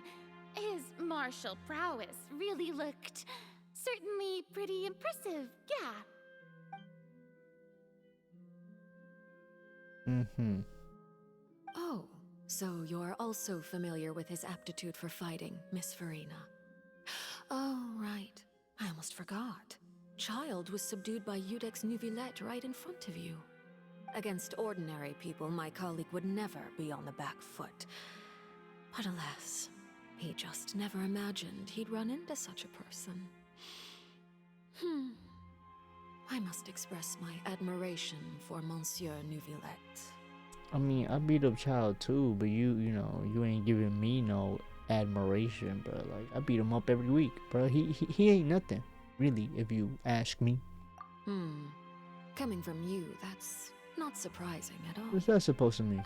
But I thought you would be happier to hear the news. He's not dead, I Of think. course, but it's still a bit of a shame. You see, I would have been far happier had I received this news somewhat earlier. As you well know, a long time has passed since Child disappeared.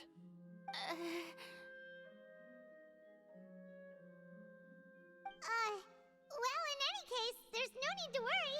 We know for sure that Child is still alive. Right. Oh, and just how do you know that?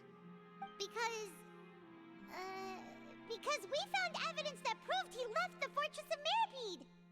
And where did he go after leaving the fortress? And that's what we don't know.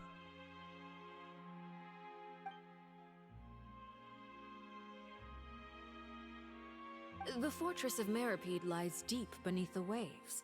Unless he pranced right out of the main gate, he must have had to swim for it. Do you have any proof that he surfaced safely? No, we haven't found a body either, so hey. Hey, if you ask me, that's an absolute win. Ah, that is good news at least. His sister Tonya sent a letter to Fontaine not too long ago. Since he was unfortunately unavailable, I picked it up on his behalf. Do you have any idea how he usually writes back to his family? Dear Tonya, your letter made me feel like we were still enjoying our time in Snezhnaya together. I'm currently admiring the scenery on the streets in front of the opera house. Is it something like that?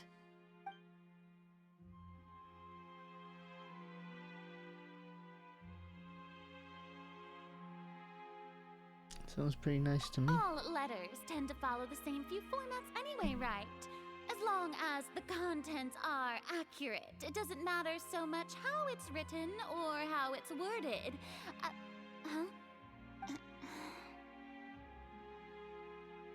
Hold on. The water in the teacup is shaking. Great. I suppose this is also a sign of things to come, Miss Farina. Huh? I don't quite understand what you're trying to say. Have we entered into the next stage of the prophecy?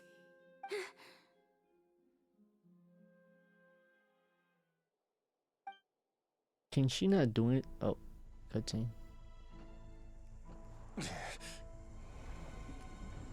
God damn. My thanks to you both. I will take it from here.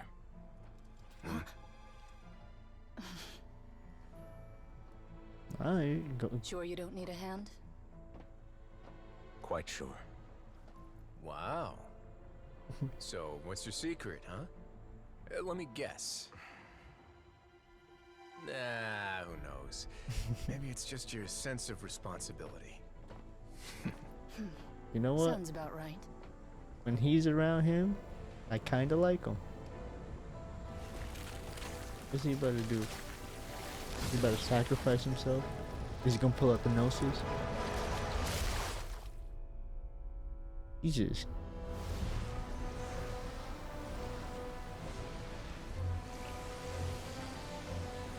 What about black magic is he doing?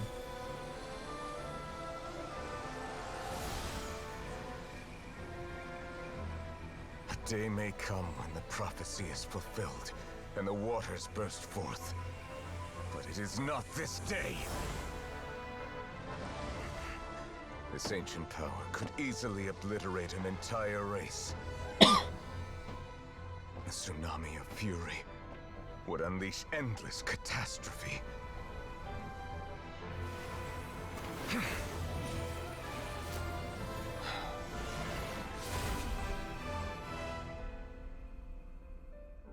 Wow, he fixed that fast as fuck. This sentence is too severe. Forgive me for overruling it. He fixed that shit lickety split.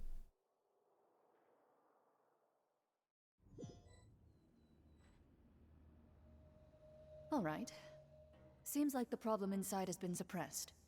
Let me guess. We're safe for now. That part. Indeed. But only for now. I win this bet. You owe me a present. Very well. It was indeed just as you said. You made a bet? We made a bet on the size of your entourage. Cloran thought you wouldn't come down by yourself. I figured you would have at least brought a few people along for appearance's sake. It appears I underestimated just how confidential the mission was. Shouldn't you have gotten used to confidential missions by now? That's just how the courts operate. So what gift must the loser give? Tea? Some noggin. He already has tons of tea in his office. I'm thinking about a set of legal codices. That wouldn't happen to be a dig at my lack of legal awareness, would it? Well, I'm sure His Grace doesn't consider the fortress to be outside the law. I was under the impression the residents of a place like this would be uninterested in the legal codices. That was obviously a joke. Anyway, you've still got some unfinished business to attend to in the overworld, correct? No need to stay here if you have a pressing matter. We all know you can't leave Palais Mermonia for long. Thank you.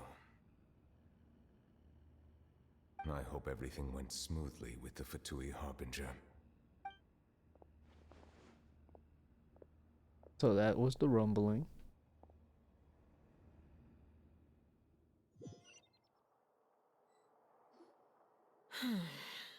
I must say, we've spent long enough playing house.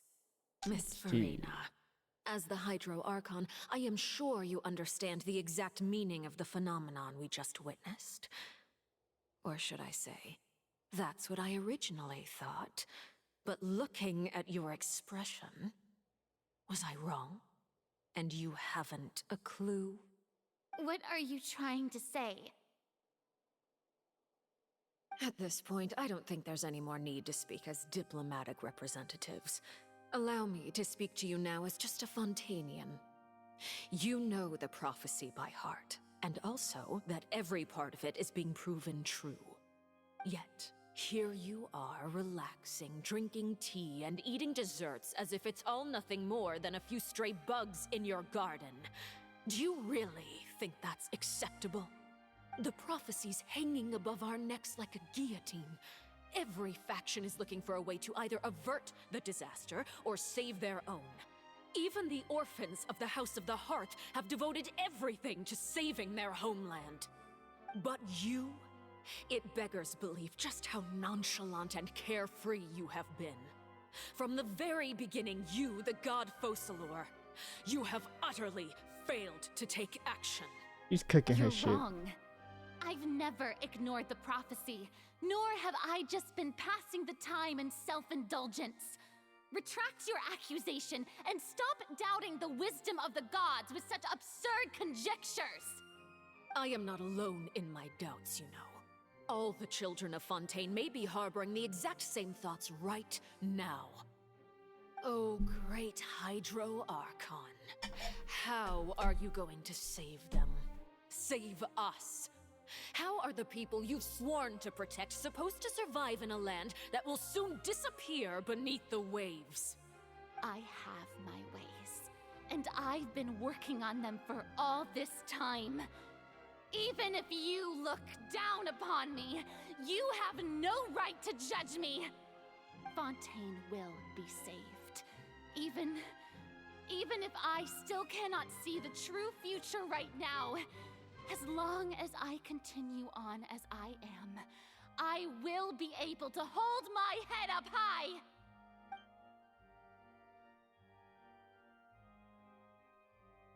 Then I ask you, Miss Farina, just what have you been working on? Where can we see it, and what is it doing to help?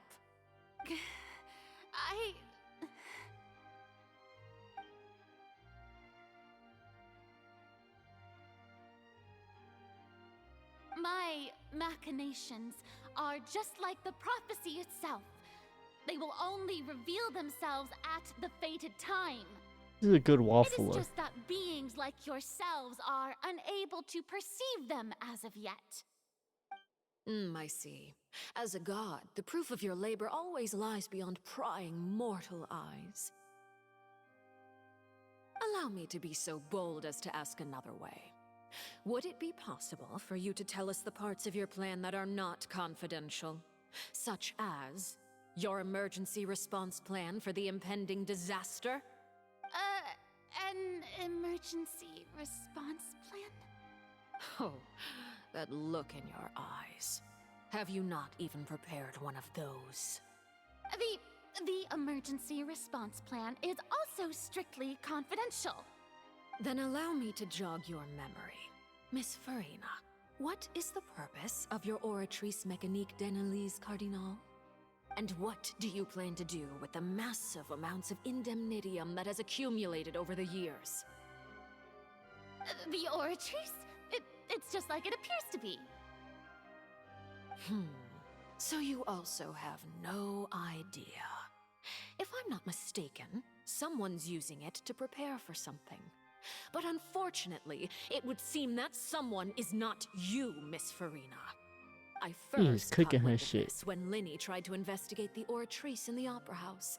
You see, even just getting close to the core contaminated him with an extremely large amount of indemnitium.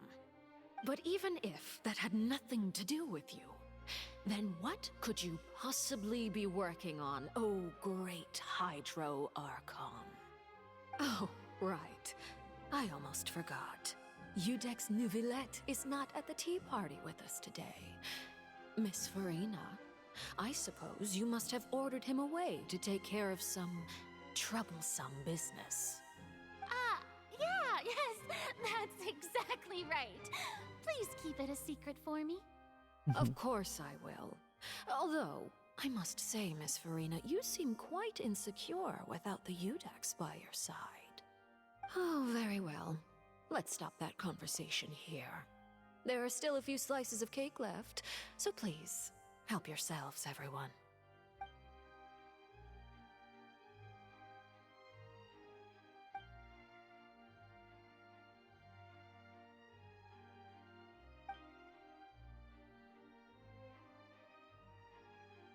Traveler, I heard that you were recently commissioned to handle a few matters on behalf of the Udex. Why don't you take an extra slice of cake? Those who work hard deserve gratitude and praise. Damn, that You too, backhanded Paimon. ass compliment. That shade. Thank you. Paimon will take you up on that offer.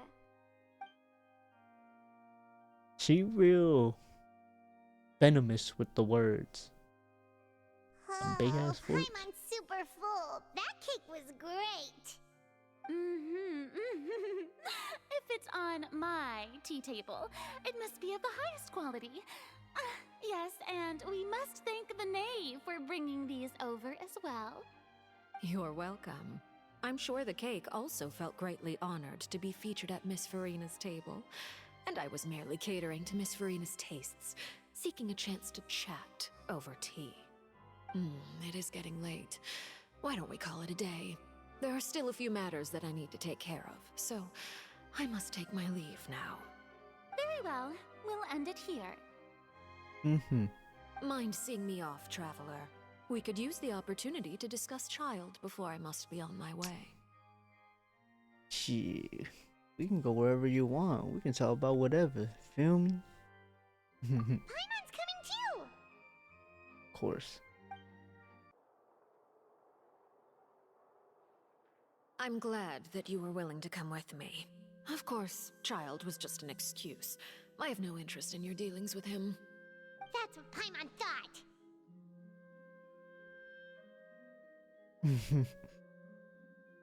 What you trying to say? You lent your aid to the children of the House of the Hearth. As their father, I would like to express my gratitude. Alright, man. Open your mouth and get... No, I'm just kidding. I don't think that's what you want to talk about for real. Do I look like an irresponsible father to you?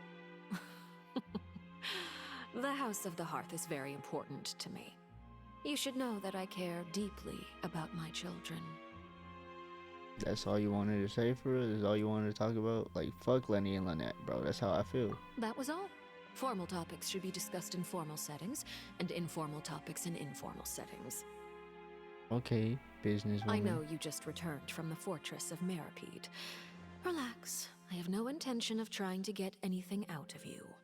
Linny, Lynette, and Fremine are still there, and I trust their judgment and abilities. They've all been working very hard and have always done all they can to fight back against anyone who tried to stop them, especially Linny. You mean Wriothesley. He's a tricky one to deal with. It's unfortunate that Linny's so eager to prove himself that he can't learn to rely on others, including me. By the way, and you can just consider this a bit of idle gossip, but what's your impression of Farina? A horrible Archon.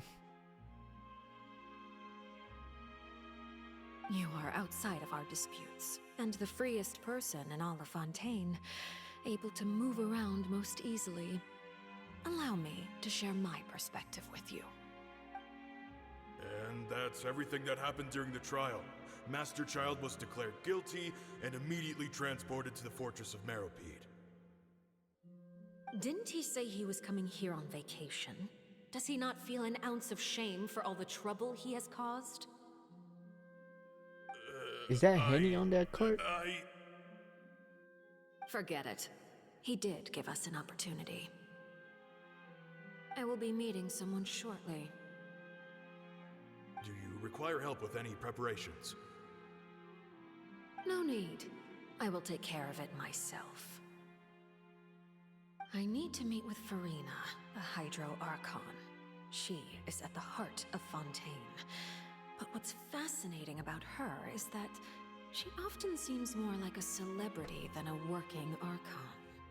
Oh? Come over here, you little critter, you!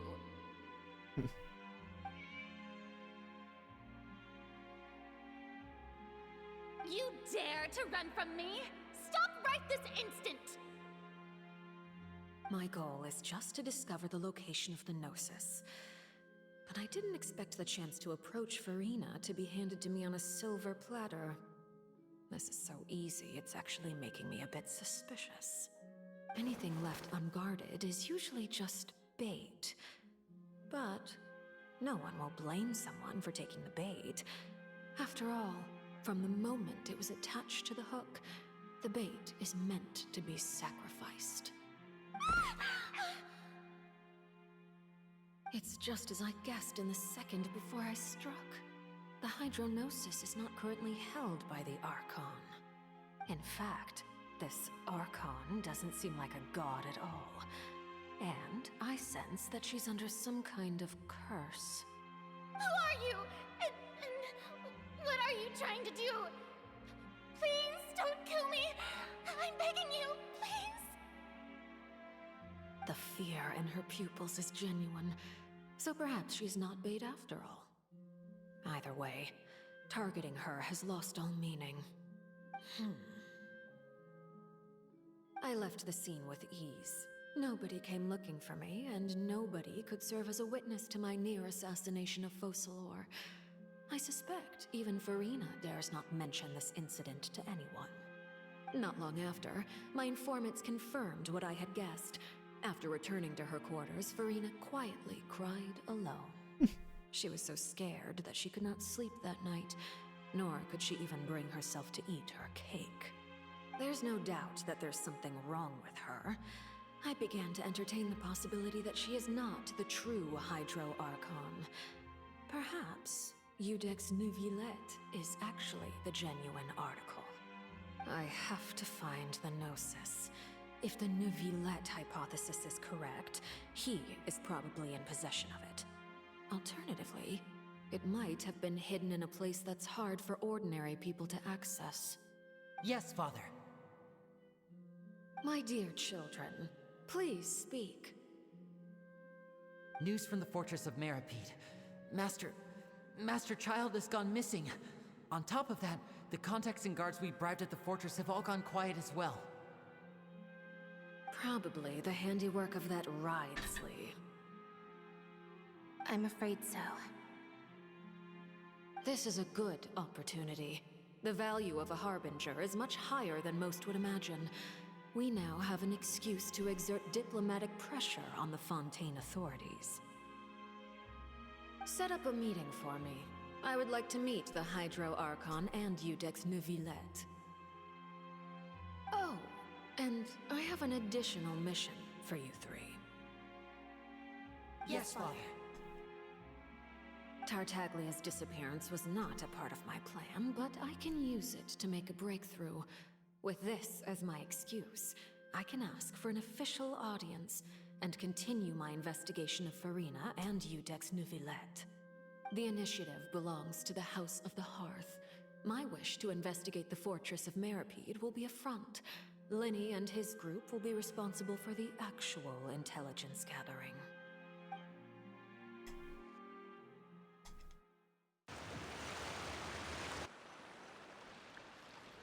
You should know the rest. Linny's group is quite close to you, so they wouldn't have hidden anything from you. I hope not. You attacked the Hydro Archon? It wouldn't mean anything, even if you shouted it from the rooftops. After all, even Farina herself is still pretending that nothing of that sort ever happened. PTSD. Alright then. Gave her PTSD and I've everything. now had 2 chances to enjoy tea with Farina. I have to say, the leadership of Fontaine is even more inscrutable than I had imagined. I once surmised that Iudex Neuvillette must be the Hydro Archon, but now, that doesn't seem right to me either. What conclusion have you came to? I am a servant of Her Majesty the Tsaritsa, Over my years of service, I've learned how a real Archon conducts and carries themselves. Whether Eudex Neuvillette or Farina, neither fits the bill. It's hard to imagine either of them as the Archon. Of course, that is all just how I feel. Gut feelings often do not require justification. It is, however, quite amusing to me that after all my years working in intelligence gathering, I've come to realize I am at a complete loss regarding the identity of the god of the land of my birth. Don't you think Fontaine is quite intriguing? A catastrophe looms, yet many secrets have yet to rise to the surface. It looks like Fontainians will have no choice but to save themselves. Ultimately, though, one must survive in order to do anything else. Should the need arise, I would be happy to cooperate with you. You don't need to commit to anything right now, of course. I have a feeling that the situation will continue to evolve, and as your name is often connected with noble deeds, I'm sure we will work together someday. I'm trying to collaborate in different ways, Missy. He certainly returned quickly. You must want to catch up with each other, so I'll leave you to him.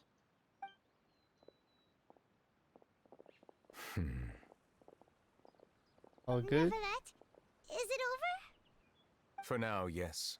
But this issue will prove quite thorny in the long term. I'm concerned that sooner or later the prophesized events will occur. Thank you for protecting Farina. May we ask what happened?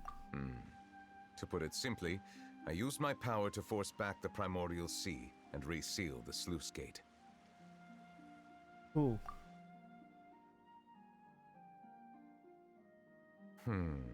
So as expected, the knave has turned up the pressure on Farina. She's trying to feel her out, though I'm still unsure as to her motives. Right. Let me get some answers from you, though. Permission granted.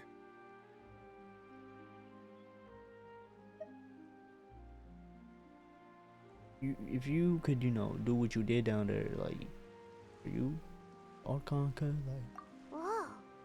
It can't be that you're the real Hydro Archon, right? But that's just a speculation on our part, though. You can't tell us? Then that's okay. We can talk about something else. We won't try to force you. You guys in Fontaine are super strange. If by the phrase, you guys, you are referring to Farina and I, then although I'm not sure just what you are trying to imply, I must clarify that I do not share her positions on a multitude of topics.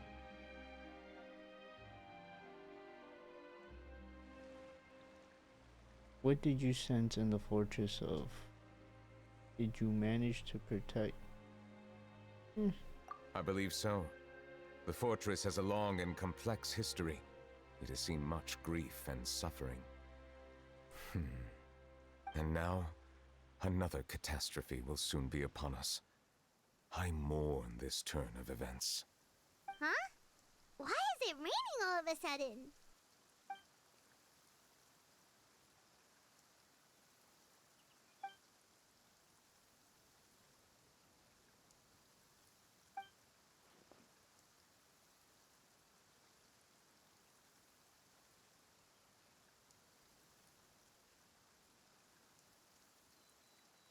Ain't no way. You may be closer to the truth than you think.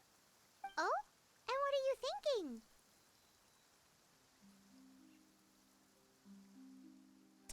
He's that one dragon thing. The dragon of...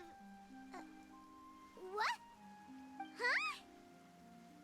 Please do not be so surprised. Farina?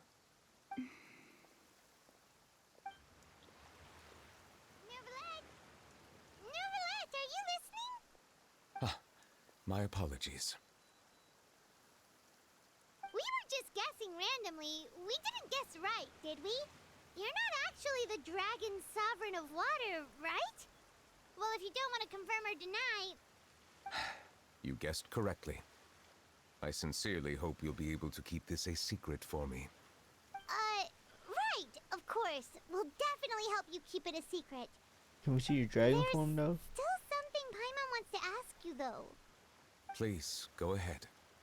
Well, if you are the dragon sovereign of water, and you were able to force back the primordial sea from the fortress, then since Fontaine's prophecy is all about seawater, couldn't you just use your power to solve the crisis?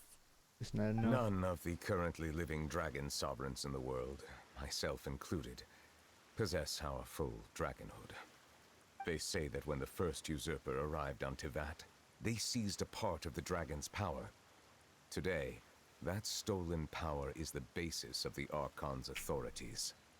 There are 7 elemental archons and 7 matching dragon sovereigns. The dragon sovereign of water who lived through that era perished a long time ago. As their successor, I know far less of that part of our ancient history.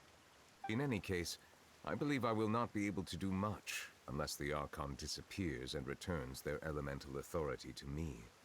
Given the status quo, however, I would recommend finding another way to deal with the prophecy.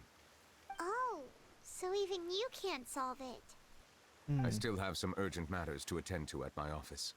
If you have any more questions regarding ancient history, you are welcome to discuss them with me at a later time. Please go right ahead. There's a place that Paimon wants to go too. Traveler, why don't we pay another visit to the Fortress of Meripede? Paimon is a little worried. What? We'll see you another time. That part. Take care. Now guess, what suit will this next card be? A bare-teeth cat? Well, well, look who it is. Yo. Traveler, Paimon. Hello, everyone. Looks What's up, like you're dweeb? recovering nicely from it, eh? Thanks to everyone's support. Oh, right. I managed to work up the courage to thank Miss Clarant in person. Whoa, how did she react? She told me that it was nothing. It was as if saving a life wasn't a big deal to her at all. She also told me not to worry about it. She didn't want to stress you out, that's all. She's right, and it's best not to dwell on it. Yeah.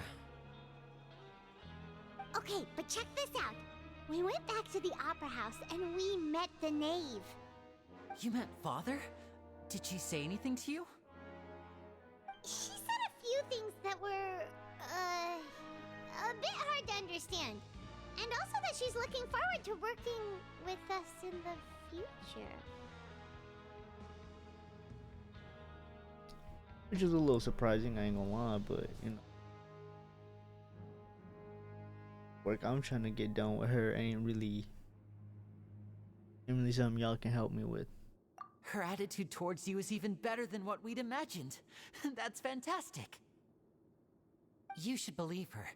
She has her own way of doing things, and she'll do everything in her power to help those she considers close, which now might also include you. Father is very capable, and also trustworthy. Oh, Paimon just remembered that she thought Lenny was a bit too proud as well. She said that you should learn how to rely on others sometimes. Got it. That does sound like something that Father would say. Hey! Are you going to stay here for the next few days? Probably. Looks like it, yeah. Excellent. I will host a tea party. For real? Then Paimon wants another serving of cake. Another implies that you were already served some delicious cake while you were up there. How lovely. Well, next time, you're going to have tea and snacks with us. Bet. Siegewing! Traveler, Paimon, you're back! Yo. Are you still doing alright? Did either of you get hurt? No, not really. Cooler. We're fine, but what about you guys? It was such a huge mess. How bad was it? A few people sustained superficial injuries, but that's about the extent of the damage. Monsieur Nervillette paid us a visit. It was all thanks to him that we managed to suppress the crisis for the time being. Of course, we must also thank you for the help you provided. How did Nervillette know that he was needed here? Well, Monsieur Nervillette has strong resonance with the hydro element. When the water level rises, he can feel the waves produced. I ran into the bombshell bros while bandaging the injuries of the wounded. They were mumbling the whole time about how you just ran down without a word. I'm so relieved to see that you're both all right. If you're not too pressed for time, please stay with us a few more days. Just let me know if you get a craving for any particular dish, so I can have Mr. Walsey get your meals prepared. Oh, and please feel free to visit the infirmary for a break at any time. I'd like to take the opportunity to spend some more time observing your facial muscles as well. Your happy smiles are quite contagious, you know. They're so memorable, and I've missed them immensely while you were gone. You guys are back?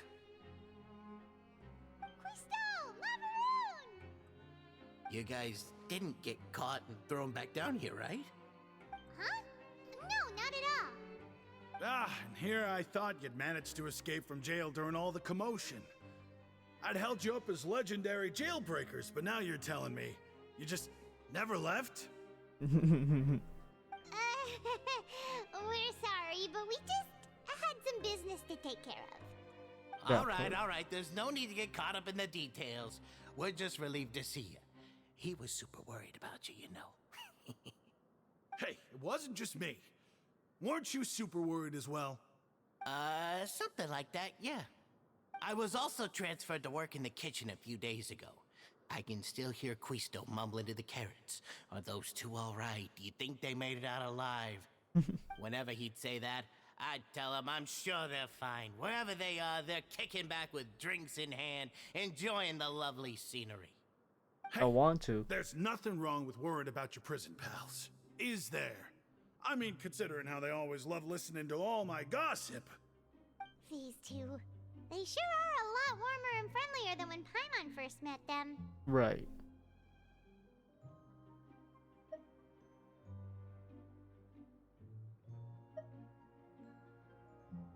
Oh, well, if you say so. I'll be watching you to make sure you finish every last bite. Courier, Miss Sijween told me you still haven't eaten. Yeah, I was working on something, so I forgot. That's no excuse for... Huh? It's you two. Lurvine, we're back! Right. Hello there. It's been quite the mess here recently. How have you been? Chilling. And you? Are you still taking the secret passageway from the infirmary to work on the ship? Yep. That is still top secret, though. So don't say a word to anyone. Too late. It can be a bit annoying when there are lots of people in the infirmary, but I still prefer taking that route over the one from the Duke's office. I mean, the infirmary does make it easier for you to slack off. Oh yeah? Then why are you also here so much? You two really are just using your jobs as a cover for your relationship, aren't you? Not at all! It's okay. A little Me Too action right there is straight. It's cool. I promise you no one cares. Do my eyes deceive me, or did I just see two inmates come back after making it to the surface? Some strange winds blowing of late. We wanted to see how the fortress is doing. Is everything still alright? We're fine, for the most part. Nervillette came down and took care of the worst of it. If that's the case, why don't you just ask him to stay here? Oh, yeah, what a brilliant plan. Let's go convince the Udex himself to exchange the Courts of Fontaine for a puddle of water in the middle of nowhere. When you phrase it like that. He came here in a hurry and left without even stopping for a cup of tea. He did remember to take Miss Sijween's gift with him, though. He sure sounds super busy. Right. Miss Cloran has left as well. She also took her gift from Miss Sijween. Were the gifts milkshakes? Nervillette got the milkshake. Clorand received lipstick instead. Oh. Those aren't even remotely alike. Well, it's Nervilette's own fault for making Sigewinne worried about his health by working so much. But besides that, our head nurse is still pretty fond of picking out beauty products for the ladies. Makes sense. And I have some gifts here for you as well. Ooh, give me the money. From Sigewinne too? Nope, they're from yours truly. Let's You've go. already Give wrapped me up cash. your work at the fortress, so you can return to the surface at any time. You haven't yet served your full prison term, however, so you may continue to use your cell until your term is up. For real? Then we could stay here for a really long time? Is food covered? You may access the cafeteria for free. Go. Just remember to come complete your paperwork once it's time for your release. Got you. We're back in our cell again. We're no longer prisoners though, so it really doesn't feel the same. Feels like we regained our freedom. Mm-hmm. Being free sure feels pretty special now. Yes. Is there anything you'd like to say? Huh? How did you know?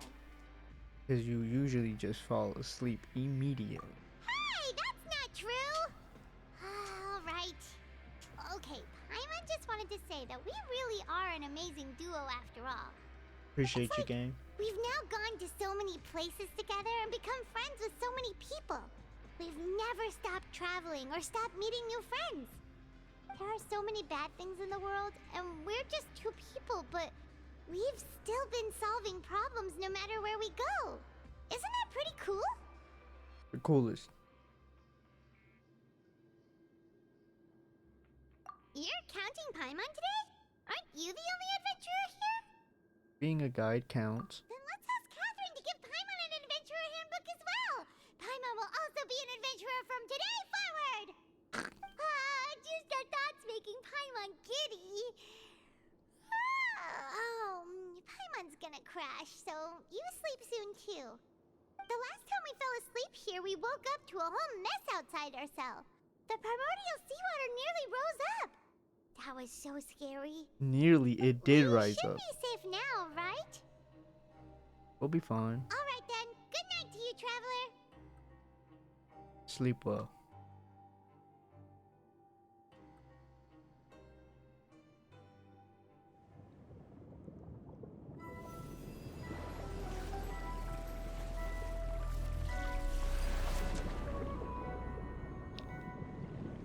That motherfucker just floating in the primordial water, huh?